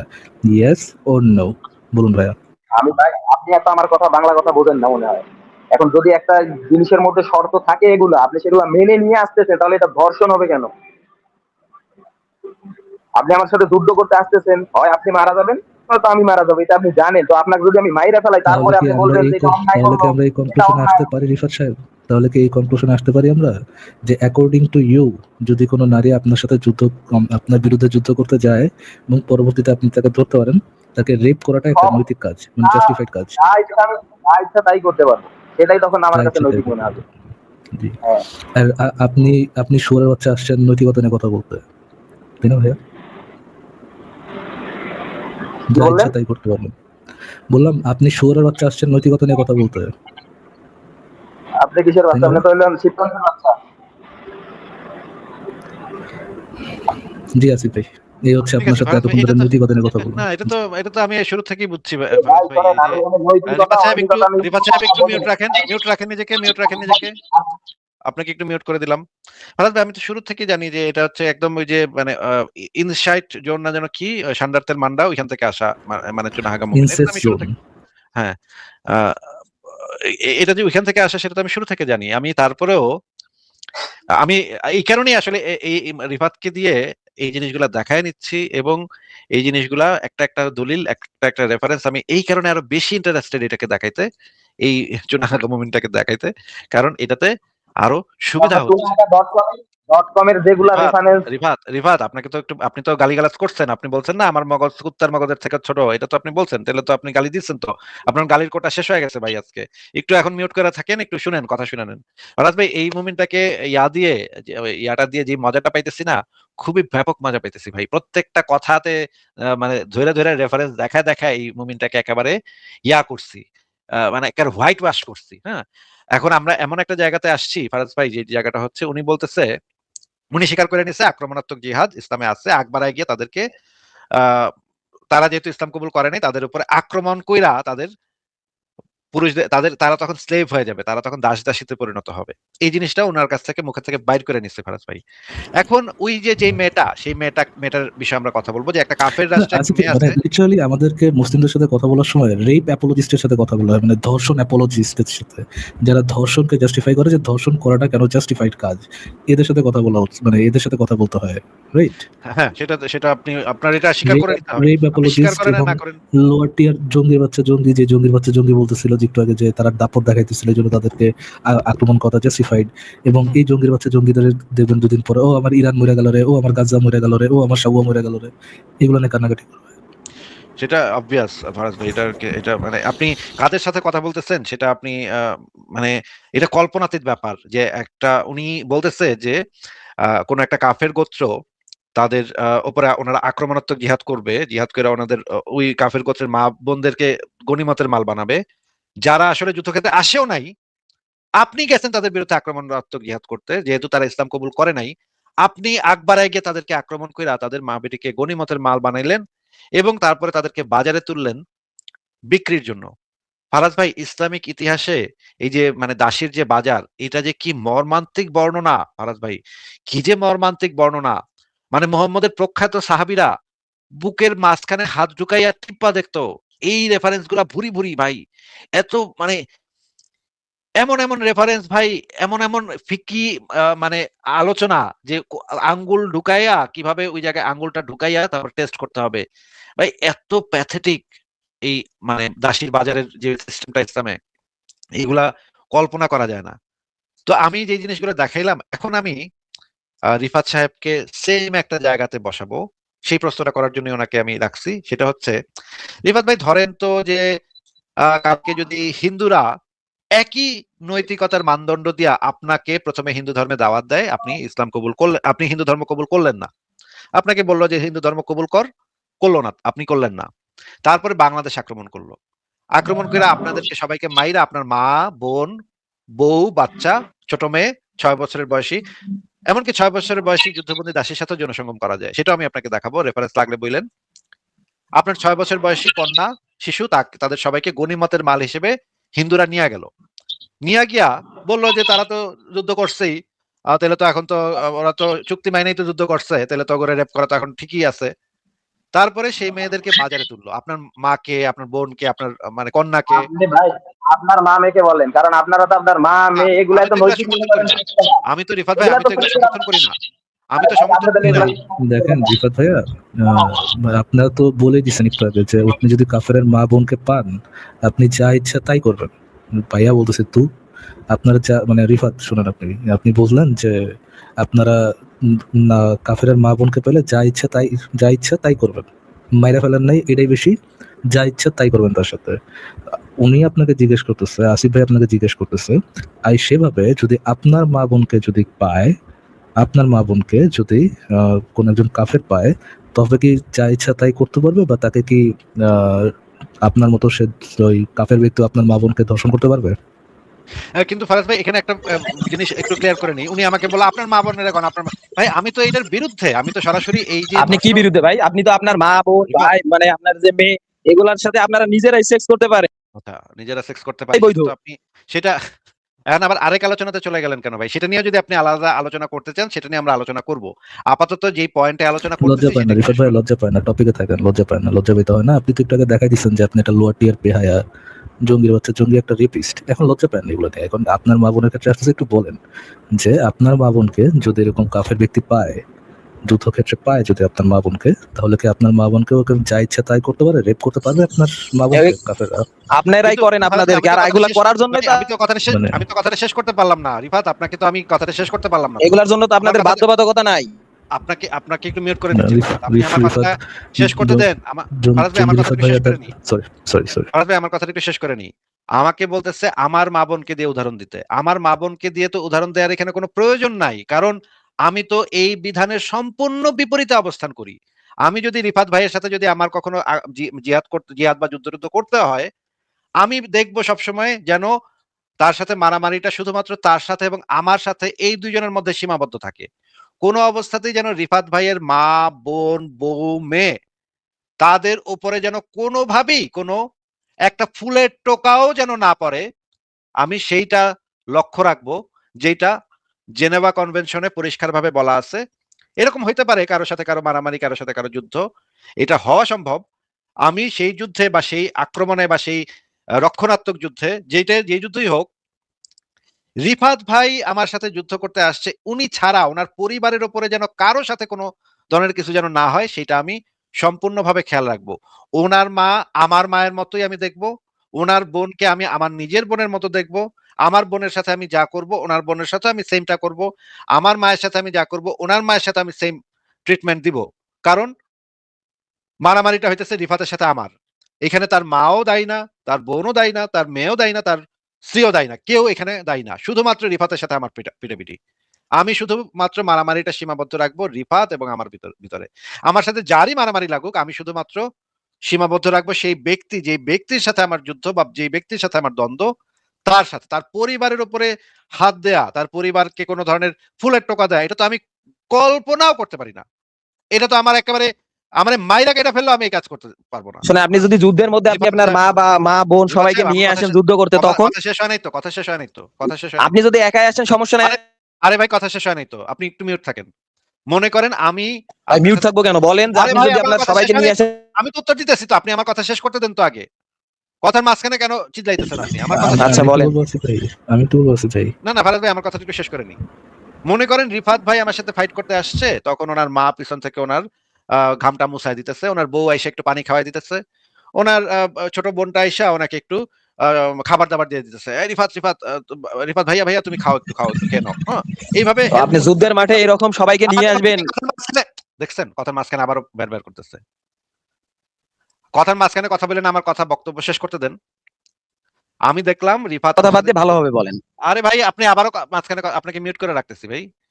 আমি দেখলাম ওনার সাথে আমার যুদ্ধের মাঝখানে ওনার মা বোন অন্যান্য যারা নারী সদস্যরা আছে তারা নানাভাবে রিফাতকে হেল্প করতেছে, নানাভাবে রিফাতকে ঘাম মুছাই দিতেছে, কেউ একটু প্লাস্টার মাইরা দিল শরীরে। এইটাও যদি আমি দেখি, তারপরেও আমি তাদের সাথে কোনো ধরনের কোনো অসৎ আচরণ করতে পারবো না। কারণ জেনেভা কনভেনশন আমাকে এটাও বলে যে এমনকি তারা যদি এই যুদ্ধে পার্টিসিপেটও করে কোনো না কোনো ভাবে, তারপরেও তাদেরকে আমি আক্রমণ হুদাই তাদেরকে, তাদের হাতে অস্ত্র নাই, এই অবস্থায় তাদের উপর আমি আক্রমণ করতে পারবো না। আমার হাত বাইধা যাবে তখন, যখন তাদের হাতে অস্ত্রটা নাই। একটু একটু কথা বলতে পারি আসিফ ভাই? হ্যাঁ বলেন। আপনি ফলস প্রেমিসে কথা বলতেছেন, একেবারে ফলস প্রেমিসে। মুমিন একেবারে ফালতু কথা বলছে, ওই ফলস প্রেমিসে আপনি কথা বলতেছেন।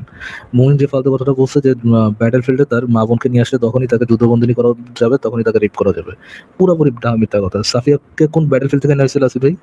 সেটা তো আমি আগেই আলোচনা করে আসছি ফারাজ ভাই। আমি তো এতক্ষণ আলোচনা করছি তাহলে যে এই এটা ফলস নিয়ে প্রেমিসে তো আলোচনা করার দরকার নাই, যে উনি যে না মিথ্যা না, কথাটা বলতেছে। ওনার ওই ফলসটাও যদি আমরা মাইনে নেই, ফলসটাও তো একটা মারাত্মক ভয়ঙ্কর জিনিস, সেইটাও তো মানে নৈতিকতা ধরেন মানদণ্ড ধরেন থেকে না। ওনার মা আপনার একটা কপি দিল, ধরেন আপনি যে তার মারে যদি ইয়ে করেন, তার মারে যদি আপনি যৌতুকবন্ধনী বানান, তার মাকে কি আপনি যে রেপ করতে যাবেন আসিফ ভাই? রেপ করতে পারবো না তো, রেপ করা সম্ভব না তো ভাই। রেপ করবো কিভাবে একটা মেয়েকে? আমি কি মানে, এটা তো কোনো অবস্থাতেই সম্ভব না। আমাকে যদি একটা কোপ মারে কেউ, তার মা এসে যদি আমার মানে হাতে একটা কোপ মারে, আমি তাকে বন্দি করব, বন্দি করে তাকে এটার জন্য শাস্তি প্রয়োগ করবো তার বিরুদ্ধে। তাকে যেই মানে প্রচলিত যে আইন আছে আমার হাতে কোপ মারার জন্য, যে প্রচলিত আইন আছে সেই আইনে তার একটা শাস্তি হবে। হয়তো এরকম আইন থাকতে পারে, তারও একটা হাতে কোপ মারা হোক, বা তাকে একটা জেল দেওয়া হোক। কিন্তু তাকে রেপ করাটা তো কোনো অবস্থাতেই সম্ভব না ভাই। রেপ কিভাবে জাস্টিফাইড হয়? এই রকমের অবস্থাতে তো রেপ জাস্টিফাইড হয় না ভাই, রেপ তো কোনো অবস্থাতেই জাস্টিফাইড হয় না। কিন্তু এই মুমিনের মাথায় তো ইসলাম, সে ভাবতেছে রেপটা জাস্টিফাইড, যুদ্ধক্ষেত্রে আসছে সুতরাং রেপটা জাস্টিফাইড। এবং সবচেয়ে বড় ইম্পর্টেন্ট বিষয়টা হচ্ছে মুমিন যে কথা দিয়ে বাঁচতে যাচ্ছে, বা যেখানে যে ফাতরামিটা তারা করতে যাচ্ছে, মুমিন যে ফাতরামিটা করতে যাচ্ছে যে ব্যাটল ফিল্ডে না আসলে কাউকে যুদ্ধবন্দিনী বানানো যাবে না, হুইচ ইজ অ্যাবসোলুটলি রং।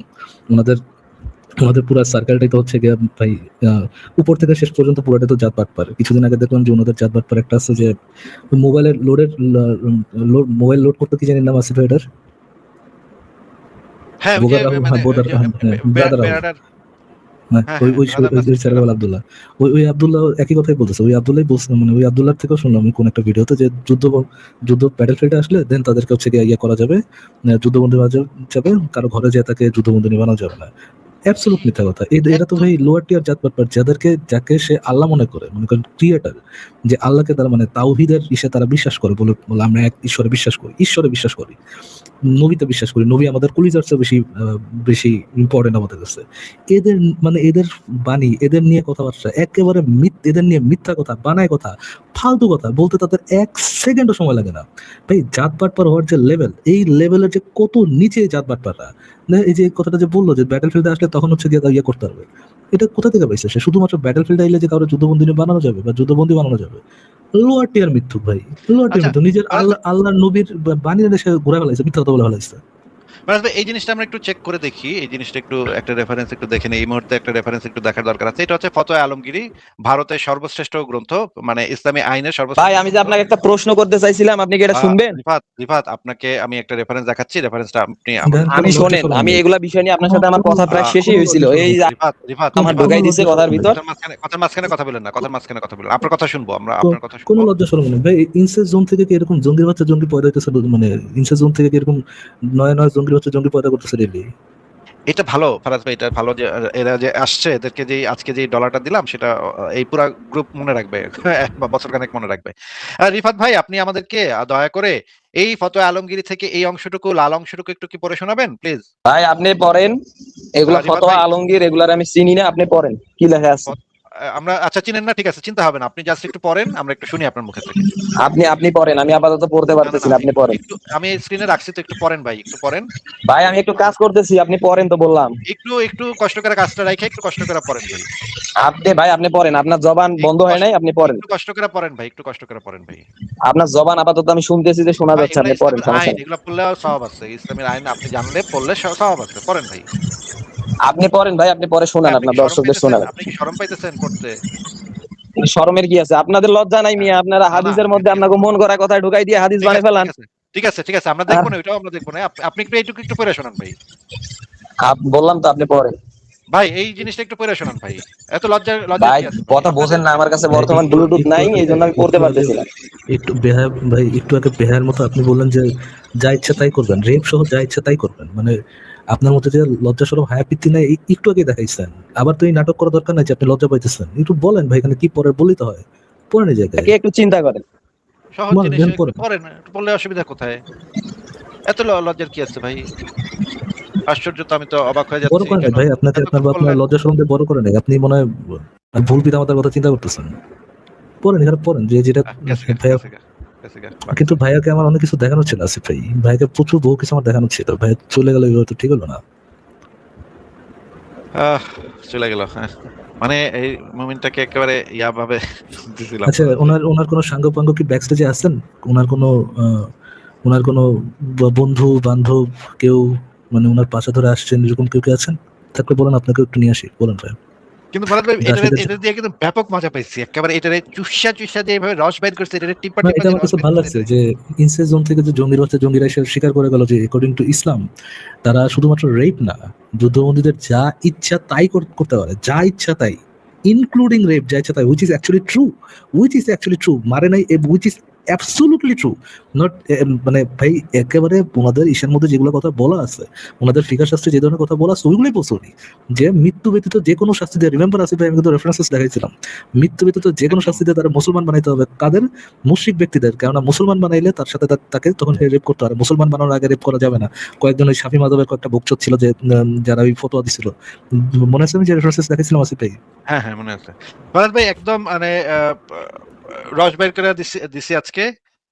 এই পুরা ভিজে ফেলেছেন, ভিজে ফেলেছেন মোমেন্টে। গ্রুপ একদম ভিজা, একদম ছপছপা। ভারত ভাই, আমি তাহলে একটু ঘুরে আসি, আপনি একটু যুক্ত করেন। আচ্ছা, এটা একটু বলে দেন ভাই, একটু জাস্ট আমার কিউরিওসিটি থেকে, মুমিন ভিজে আপনার কি মজাটা পান আসিফ ভাই? একটু চিন্তা করতে হবে। ঠিক আছে ভাই, আপনি একটু গভীর চিন্তা করে আসেন, একদম ডিপ থট নিয়ে আসেন, চ্যাট জিপিটিতে ডিপ থটে চলে যান, আসেন ব্রেক নিয়ে আসেন।